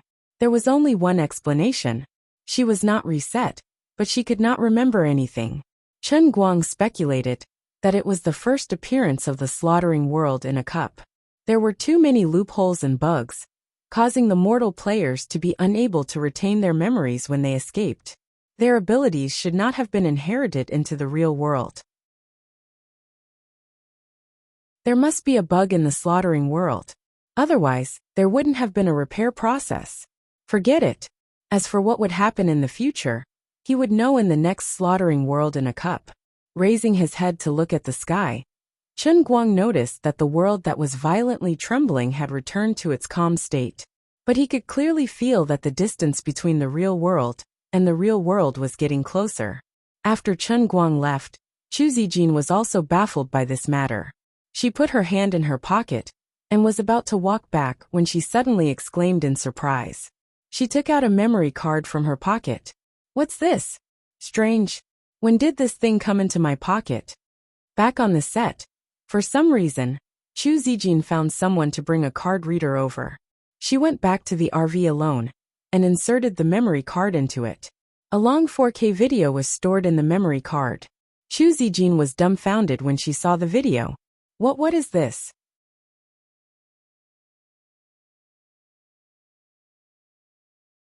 Chapter 1208. A familiar figure appeared in front of her. It was Chen Guang himself. At this time, a strange creature was flying in the air in front of him. Xu Zijin paused the picture and zoomed in. Thanks to the effect of the 4K ultra-high definition video, she could tell that it was a mosquito with a ridiculously large body. Chen Guang was standing proudly in the same place, like a god of war, throwing all kinds of heavy punches at these mosquitoes. Not only that, from time to time, he leaped into the air, like the martial arts masters in the TV and movies. He stepped on the air and used the lightness kung fu that was better than the Wudong cloud ladder, twisting and turning in the air, throwing one heavy punch after another. However, these mosquitoes were not easy to deal with. They looked slender, but in fact they were extremely tough. Their bodies were glowing with a strange light, and each of them was as tenacious and tough as a monster. In order to deal with these strange mosquitoes that were getting stronger and stronger, the strength and power of his punches were getting stronger and stronger. To put it simply, it could even be said that he was about to rise from the ordinary level of intermediate martial arts to the fantasy level of advanced martial arts. This crazy killing continued for a long time. Then, the image changed, and the opponent in front of him was simply changed to a fantasy type of giant stone man. As a young man who dabbled in a wide range of things, Xu Zijin could certainly recognize that these stone men were basically the same thing as the Hellfire in the large-scale online game World of Warcraft that had once been popular all over the world. Then, under her incredulous gaze, her boss, Chen Guang himself, was simply transformed into an invincible god of war with a full body of superb equipment. He fought with countless Hellfire alone, displaying his strength vividly in a rather magical way. This was not the end. After these Hellfire suddenly became corpses in a way that she could not understand, the image changed again, and it was Chen Guang himself who appeared in a white maze-like tunnel, facing all kinds of monsters of different sizes, but each wave was so strong that it made people's hair stand on end. Some of these monsters were humanoid, and some were strangely shaped. Some were big and some were small, but without exception, the strength and speed of each monster far exceeded the limits of human understanding. These things looked like real monsters, but they also looked like the effects of unparalleled computer special effects. Even if it was just a simple exchange of punches and kicks, the vibrations caused in the video seemed to be earth-shattering. The entire video was shot through a single long shot. There were no scenes or camera changes. Frankly speaking, the filming technique was very amateurish and unprofessional. However, thanks to the high-end long-lens shooting equipment, whether it was the high-speed capture or the number of frames, they were far beyond the imagination of ordinary people. Finally, after more than 4 hours, Xu Zijin finished watching the super-long 4K video from beginning to end. After that, she used professional video editing software to do a comprehensive analysis of the entire video. When she returned to the page and saw the size of the file, she was dumbfounded. What kind of horrible equipment was used to film this? Also, where did this scene take place? Chen Guang, this unreasonable boss, where did he go to put on such a show? 3,600 frames per second, 4K resolution, super perfect lighting and color restoration effect. Attention all high beings ahead. In this small memory card, the volume of the entire video file exceeded 100 terabytes. Not a G but a T. One document was equivalent to a lifetime's worth of savings for many people. In this world, is there such a perfect camera? How did it come about? What does Chen Guang mean by sneaking this memory card into my pocket? Also, although my computer's performance was good, under normal circumstances, it would not be able to recognize such a large external memory device, nor would it be able to play this video. What's so special about it? Xu Zijin tried to analyze the compression algorithm of the video file, and was even more shocked. As one of the top 3 hackers in the world, she could not understand the compression algorithm of the file at all, whether it was the performance of the hardware, or the level of the software algorithm of the video file itself. The contents of this memory card completely exceeded her understanding and knowledge. It was so powerful that she began to doubt her own outlook on life. Wait, he had clearly left just now, but he purposely came back and secretly stuffed this memory card into my pocket. First of all, this indeed showed that he was very interested in Hai. My God. In the 4th episode. Second, this definitely meant that he was worried that the current footage would not reach the desired effect. So he purposely came back and put the memory card in my pocket. As for why he didn't say it in person, it was probably because the video was too strange, and he really could not explain how it came about. So he purposely did this. After thinking through the key points, Chu Zijin immediately made a decision. At this time, the director finally finished shooting the scene outside. He came to the RV and knocked on the window. Chief Chu, are you inside? The scene is finished, and there are a few guests who want to go back to the city. Chief Chu, do you want to take a look at the camera and decide whether or not to let them go? Chu Zijin opened the door and jumped out. She waved her hand. You came at the right time. That's fine too. Those who want to leave, arrange for a car to send them away. I have some footage here that Chief Chen gave me. Let's discuss how to integrate these scenes into the main film and improve the overall effect of the entire program. The director scratched his head blankly. Footage? What? Let me see. 15 minutes later, the director and the assistant director were also stunned in the temporary studio. What is this? Won't people think we are shooting a movie? This is too unreal. Will people believe it? In the face of everyone's doubts, Chu Zijin made a decision without hesitation. The footage is so real. What's there to believe? This was personally handed to me by Chief Chen. Did he make a mistake in his judgment of the program? We didn't meet expectations in the first 3 episodes, and we can't afford to lose this 4th episode. Chu Zijin made the decision. The next few days would be the post-production of the program. They might need to use the most powerful supercomputer in the country, the Light of the Moonlight Lake. Fortunately, the company was not short of money and could afford it. In the entire program, in addition to the PK scenes with the strongmen and weightlifting champions, and the stunts such as pulling the high-speed rail with his bare hands, they also had to embed the most important part of the long shot into the entire program. Chu Zijin had already thought about it. She would compress the length of the 4th episode and divide the entire program into 2 segments. The first half would be Hai. My God. The regular PK segment, the second half. Considering that Chen Guang had always been strong and domineering, Chu Zijin decided to directly name it Chen Guang's personal showtime. At that time, when this footage was released, no matter whether people believed it or not, or whether they would suspect that it was a computer stunt, it would definitely cause a global sensation. Whether it was doubt or crazy worship, it didn't matter. Based on my understanding of him, in the face of doubt, he would definitely come up with more real skills to prove everything, just like he did every time before.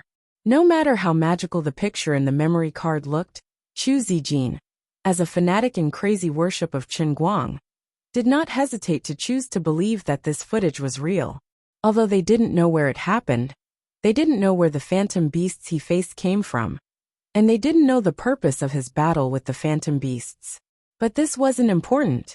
What he wanted was to put the camera on the show and let the world recognize him like every time before, recognizing that he had an unparalleled and unsurpassable perfect body of all mankind.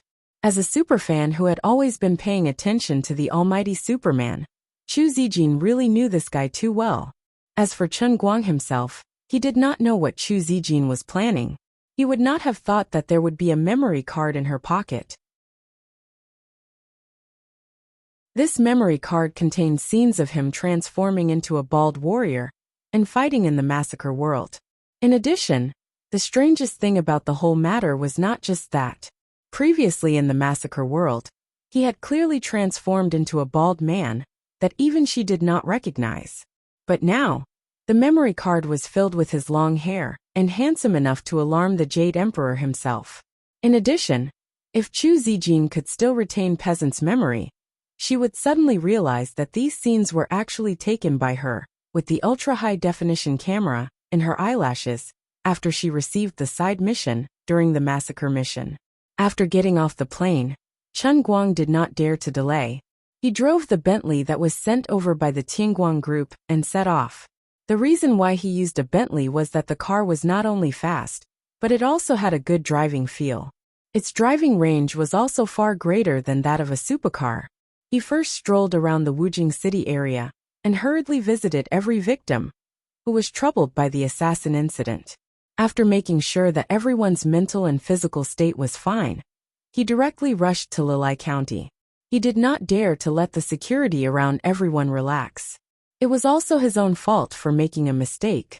Although the top 500 large organizations in the world had basically disappeared, the bounty was still there.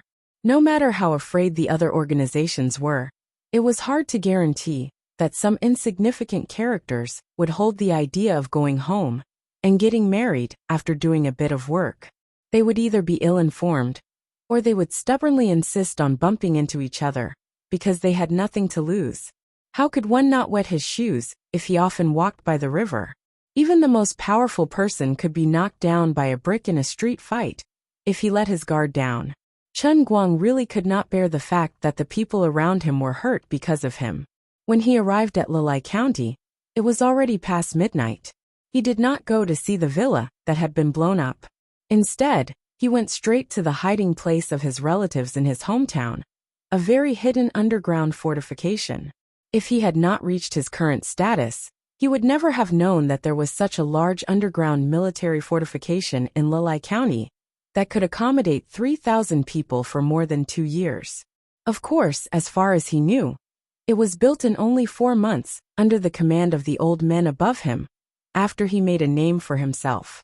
It could be to protect his family, but it could also be to monitor them. But this was not important.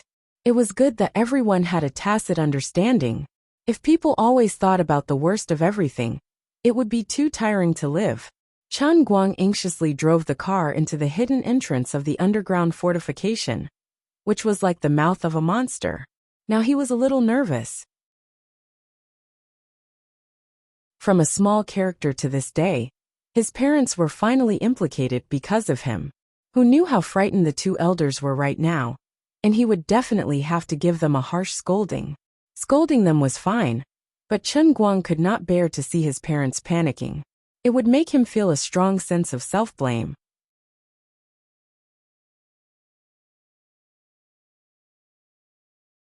Chapter 1209. With this in mind, Chen Guang rolled down the window. "Buddy, let me in quietly. Don't tell anyone that I'm back." Chen Guang blinked. Coincidentally, this guy was one of his students in Shun's special training camp. He stood at attention decisively, saluted him, and then replied in a low voice, "Okay, Chief Instructor." Chen Guang immediately understood his identity and nodded with satisfaction. "You're great, young man." After that, he shrunk his neck and looked inside. Chief Instructor, you probably need me to lead the way." The young man just now greeted his colleague on duty and actually followed him from behind. Chen Guang suddenly put on a straight face. "What are you doing? Aren't you AWOL?" "No, we've arranged 7 people in each class. One of us will lead the way for you when you come back." Chen Guang suddenly understood and only responded with an "oh." He thought that the old men were really kind and thoughtful. He had 2 plans in mind. If his parents were in a bad state of mind and were in a bad mood, then he would obediently go out and get beaten up. He wouldn't die anyway. If his parents were in a bad mood, but they weren't in a bad mood, then he would quietly run away first and come back after the assassin's matter was settled. By then, he wouldn't be beaten too badly. Although his father's voice sounded normal on the phone, based on Chen Guang's understanding of his father, he was the kind of ruthless person who would pretend that nothing had happened even if the sky had fallen in front of him. As a result, he would often stomp his feet in anger as soon as he turned his back. It was completely possible that he was in a bad mood right now. With this in mind, Chen Guang quietly came to the surveillance room under the guidance of the guard, who had turned into a guide. "There are surveillance cameras in everyone's room?" Chen Guang's face immediately darkened. The guard hurriedly explained. "How is that possible?" "Chief Instructor, don't worry. The surveillance cameras only cover all the corridors. Every guest room is an independent room of the highest standard. Not only is it fully equipped, But it is also absolutely private. Now your father and the others are in the activity room. Activity room? Look at the time, why aren't you sleeping yet? Chen Guang had a bad feeling in his heart, and then he saw the image on the monitor. It was bustling with activity. 7. Bang! I'm sorry, I tried to snatch the bar. I won. This is too much. Despicable. Shameless. Well done. Pointing a fart is better than pointing a bar. Fart beard? Sorry, it's full. Damn. Chen Guang silently looked at his parents, uncles in the surveillance screen. Not only did they not feel any discomfort, but they actually set up 3 tables and were playing mahjong together. He was quite speechless. These people didn't look uncomfortable at all. It was as if they were on vacation. What about the others? Chen Guang asked again. The surveillance screen changed again, and what appeared in front of him was his little cousin, and his nephew. These little kids were sitting in a guest room with a bitter expression. His second aunt, who taught junior high school, was holding a stick and walking around 5 or 6 little guys from high school to 3 years old with a serious expression on her face. Do it for another half an hour. I'll let you play a game of King of Glory, and then go to sleep, second aunt said after walking around. The little guys immediately cheered. Chen Guang was dumbfounded. In other words, it was equivalent to being under house arrest here. Not only did his family members not feel unhappy, but they were also living a very comfortable life. Those who should play mahjong played mahjong. Those who should study read. And like second aunt, she even moved her work here directly. In another monitor, if he was not mistaken, a few grandfathers were playing mahjong. This time, Chen Guang was very relieved and boldly greeted the guards, and swaggered into the activity room. Seeing him enter the door, his father was actually too lazy to stand up from the chair. His father, who was facing the door of the activity room, waved his hand casually.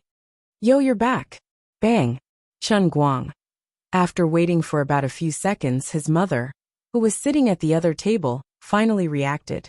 She first shouted, You brat, you finally know to come back to take a look. Put him down. Ingji. Bang. Chen Guang. After waiting for a few more seconds, everyone suddenly shouted in unison, Chen Guang is back. Everyone's voice sounded a little louder. Chen Guang thought to himself, this is right. This is the correct response. But in the next second, everyone turned their faces in unison.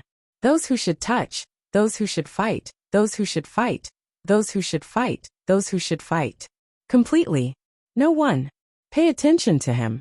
Why are you all so thick-skinned? On the other side, his mother only stood up after she had done all that. She took him outside and looked him up and down to make sure that he wasn't injured. She patted his shoulder and said, Fortunately, you're fine. But we're right. You'll definitely be fine. Chen Guang said in surprise.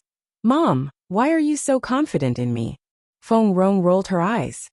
Why are you still pretending? Everyone in our family knows about your situation. Our Feng family has brought glory to our ancestors. You've done well, kid. The higher-ups let us watch some videos related to you.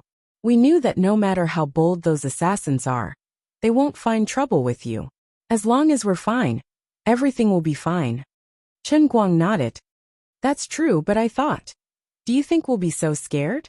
It was like that at the beginning, but your friends who are officials explained it very clearly to us. There were even a few martial arts masters who came and said that you're now the leader of the martial arts world, and that their duty is to protect our safety. Very powerful. All of them seem to come alive from the TV series. And this place is also very impressive. It's said that even if there's a war, this place can be fortified for a year or 2. Feng Rong comforted him. So we also thought it through. Instead of making you worry for no reason, it's better to be happy. You don't say. This underground place is not stuffy at all. We can also surf the internet and watch TV. The food is also quite good. It's even better than the new Chinese restaurant we opened. Chen Guang was speechless. When he turned into his consciousness and came over, everyone didn't seem to be in a good state of mind. They were sitting around the table eating buns. He really didn't expect that everyone would be in such a state when he came back. It was simply shocking. How is this a refuge? Everyone in the world wanted to take refuge like this. Oh right, it's already past 12. Why aren't you sleeping? Second aunt is still tutoring little cousin and the rest? Isn't it because everyone had insomnia on the first day? Anyway, things won't end in a short time. Simply adjust the biological clock. Anyway, there's no distinction between day and night in this underground place. When Feng Rong said this, she accidentally revealed a piece of information. In fact, it seemed that it was fun for everyone to stay here. But it was still quite inconvenient. Chen Guang was very sensitive and wanted to say something. He didn't expect Feng Rong to think faster than him. Don't worry too much about this. We heard in the afternoon that we don't know what happened to those killers. Anyway, a lot of people were arrested at once. It's very strange. Until now, there are still unconscious people found in the county town. According to speculation, they are likely to be those bastards who came to trouble us. We have to believe in the country. What era is this? It's not the Bund. How can we let these people do whatever they want? After listening to his mother, Chen Guang vaguely understood. No wonder there hadn't been any particularly obvious turbulence until now. It turned out that those killers who had their souls crushed by him didn't go crazy on the spot, but were unconscious on the spot. Forget it, it made no difference. Well, if you have nothing else, I'll go out and talk to the person in charge. Don't you want to sit down? I don't play cards. I have to take care of this matter. The sooner it's done, the sooner everyone will feel at ease. Okay, then you pay more attention to rest. It's almost our bedtime in an hour or so. You can ask someone to arrange a room for you. Do you want to eat first? Mom, don't worry. I'll arrange it myself. Do you want me to make some chicken soup for you? No need, no need. You don't have to do anything. Oh, then I'll continue to play cards. Oh, by the way, that little girl named Xian is really obedient. She likes you very much. You didn't do anything to her, right? That's against the law. What are you talking about? If there's nothing else, I'll go first. Chen Guang fled in panic. He almost let it slip that Xian was only young, but she was already 18 years old. Not against the law. If he had really said that, wouldn't he have let her spill the beans? Furthermore, Chen Guang had no idea if his mother was feigning politeness, or if she really wanted to cook for him. But when Chen Guang said that he didn't want it, she immediately turned around and left without any delay. At this moment, his aunt's urging voice resounded from the activity room. Chen Guang thought about it again. Everyone in his family was so calm. Maybe they had discussed this in private early on, so that he wouldn't feel too much pressure. This is what family should be like. Chen Guang went straight to the command room, where Xian and Xue Lin were sitting. Seeing him enter the door, the two stood up at the same time. Xian's eyes were filled with joy, but Xue Lin seemed a little reserved. Sit. You've all worked hard during this period, Chen Guang said cheerfully. As soon as he said this, others might not feel anything, but he actually felt as if it was a lifetime ago. There was no specific time statistics in the slaughter world, but even a fool would know that at least half the moon had passed in there. The most important thing was that the experience was too rich, and the feelings were too unique. In addition, when he transformed into his consciousness and traveled around the world, it also made his state of mind change too much. Xian rushed up and punched him in the chest. Go to hell. What are you pretending to be polite for?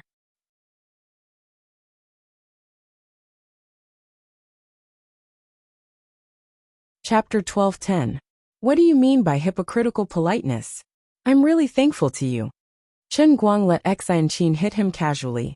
Unknowingly, her martial arts cultivation had been raised to the middle stage of skin strength. He didn't know how she had been practicing during this time, but with her current strength, it was no different from tickling Chen Guang. Well, you can say that to others. It doesn't matter to me anyway. Xian intended to be more intimate with him, but then she remembered that Xue Lin was next to her, so she immediately restrained herself. Chen Guang turned to look at Xue Lin and said, I haven't seen you for a long time. Your strength has improved a lot. You've been practicing well. Xue Lin scratched her head embarrassedly. I'm far worse than Deputy Director Xian, and I can't compare with you, Director Xian. Chen Guang almost laughed out loud. This girl really had a dream. She wanted to compete with him.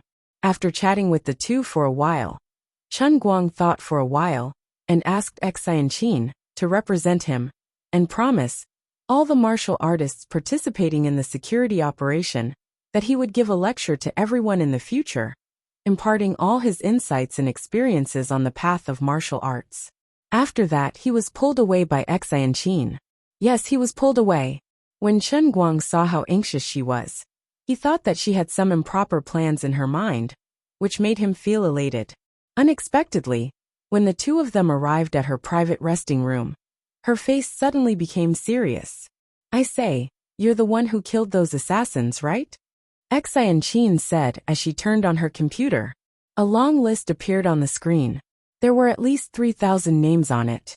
While she was talking, the names on the list were still increasing. Chen Guang took a closer look and saw a long list of notes written behind each name, including code names, rankings, organizations, locations when they were found, and other information. Is this the list of unconscious killers? Chen Guang asked. Xianqin nodded and said, that's right. So far, people are still being discovered. The area around Lilai County is almost finished, but it's still not over in all the cities across the country. I heard that the same phenomenon is happening in some places overseas. At first, people in many places thought that they had encountered evil spirits or were haunted, but the identities of these people who had fainted were slowly figured out. Without exception, all of them are members of an assassin organization. Chen Guang replied, Oh, you're done with an O? In addition to being members of the same assassin organization, these people also have one thing in common, and that is, they are all involved in the same bounty mission. I think you already know that these people have accepted the bounty to cause trouble for you. Those who have fainted are either members of the organization that have already entered the country, or members of the headquarters of these people. According to the intelligence provided by some spies, even if they are both assassin organizations, as long as they are not involved in this matter, everything will be fine. In the past, the members of the organization who were targeted hid very well, and Interpol couldn't find any traces of them, no matter how hard they tried. Now these people have completely fainted without any warning, and no matter how advanced medical methods are used, they still can't find any reason. Isn't this very strange? Xianqin seemed to be analyzing the situation by herself, but it also seemed like she was asking Chen Guang. Chen Guang nodded calmly and said, That's right, this is simply too strange. Xianqin said, she continued. All right, many people have all kinds of hidden identities when they are first discovered, and others would never even dream that they are members of an assassin organization. Many people are discovered to have fainted first, and then the police in turn follow the clues to investigate the identity of the other party. The accuracy is almost 100%. Chen Guang pretended to be very surprised and said, I see. That's really scary. Xianqin hammered her chest with her pink fist again and said, Go to hell. I don't believe this has nothing to do with you. Chen Guang chuckled and said, All right, I did it. Even though she had already guessed the answer, Xianqin still couldn't help but exclaim, How on earth did you do it? Chen Guang grunted and said, Have you forgotten? My other identity? What? You're an Earth-style archmagus, not a spiritual-style archmagus. Also, this matter itself is too difficult to understand, right? There are so many people in countless completely different places in the world.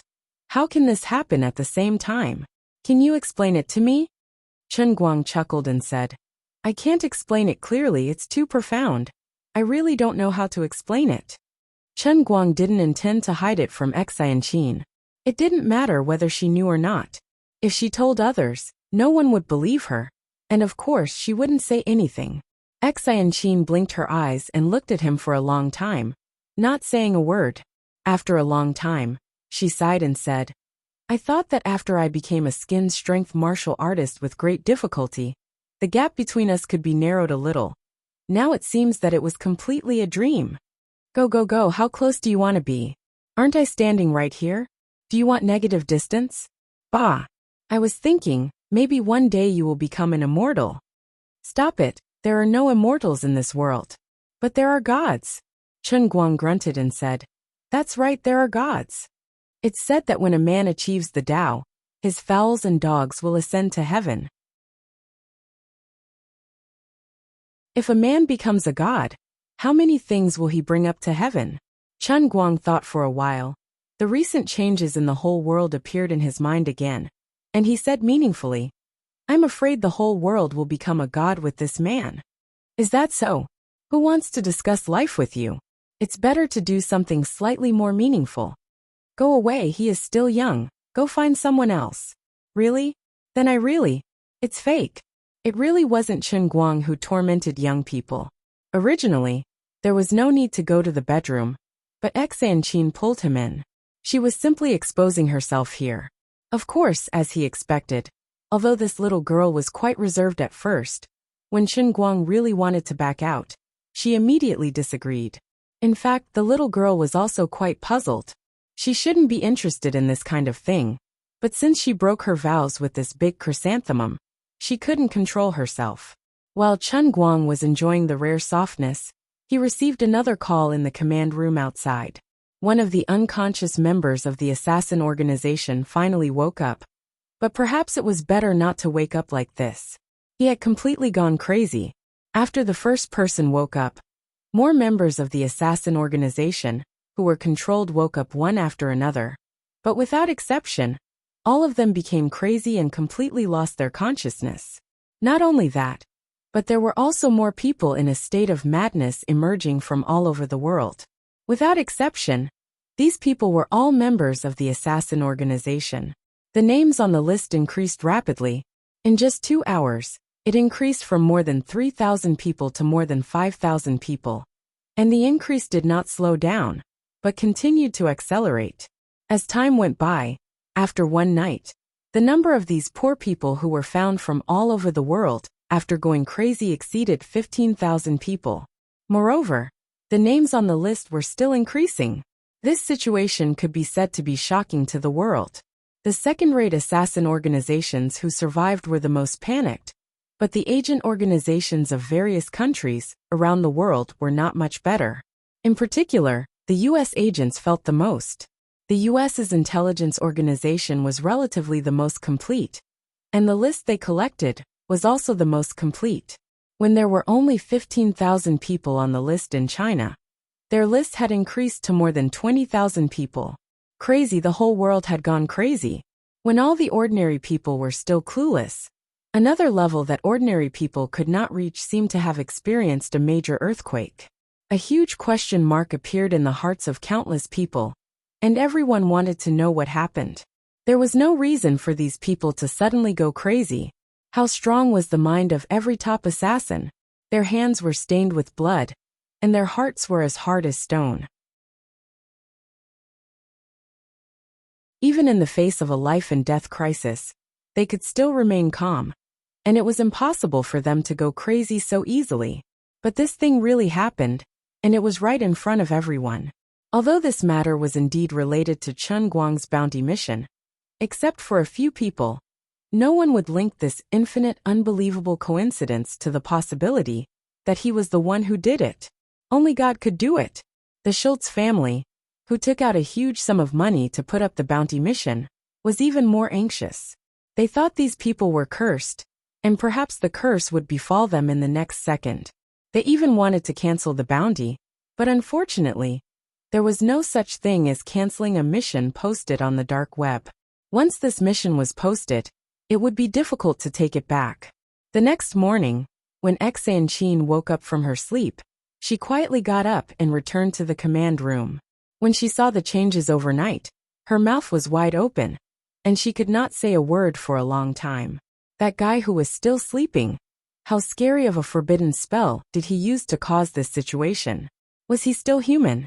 Deputy Director Xian, you seem to have something on your mind? Another military personnel, who took over Xuelin's shift, asked cautiously. Xanqin waved her hand. It's nothing, you do your own thing. Oh. Chen Guang woke up, and without asking, he knew that Xanqin had gone to the command room again. He did not go to Xanqin again, but went to his parents' place. Never in his wildest dreams would he have imagined that the half-day of leisure he had been dreaming of would actually be in this underground fortification. He didn't have to go to school, and he didn't have to worry about the disturbance outside. The recording of God of Joy had been completed, and the rest was left to choose Jin. The release of women was still progressing step by step, but this matter had nothing to do with him except money. As for the photocatalyst project, he had already handed over all the procedures to teacher Zhua, and her progress was completely under control. Tangshan Industrial Factory did not need to worry about him.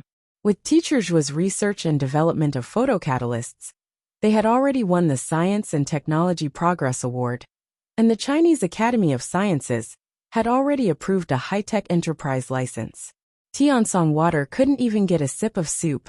Not only that, in the foreseeable future, when teacher Zhua realized the industrial production of all the 5 God-level formulas, companies like Tiansong Water, which relied on traditional craftsmanship, would either come to lick his morning light environmental protection or wait to go bankrupt.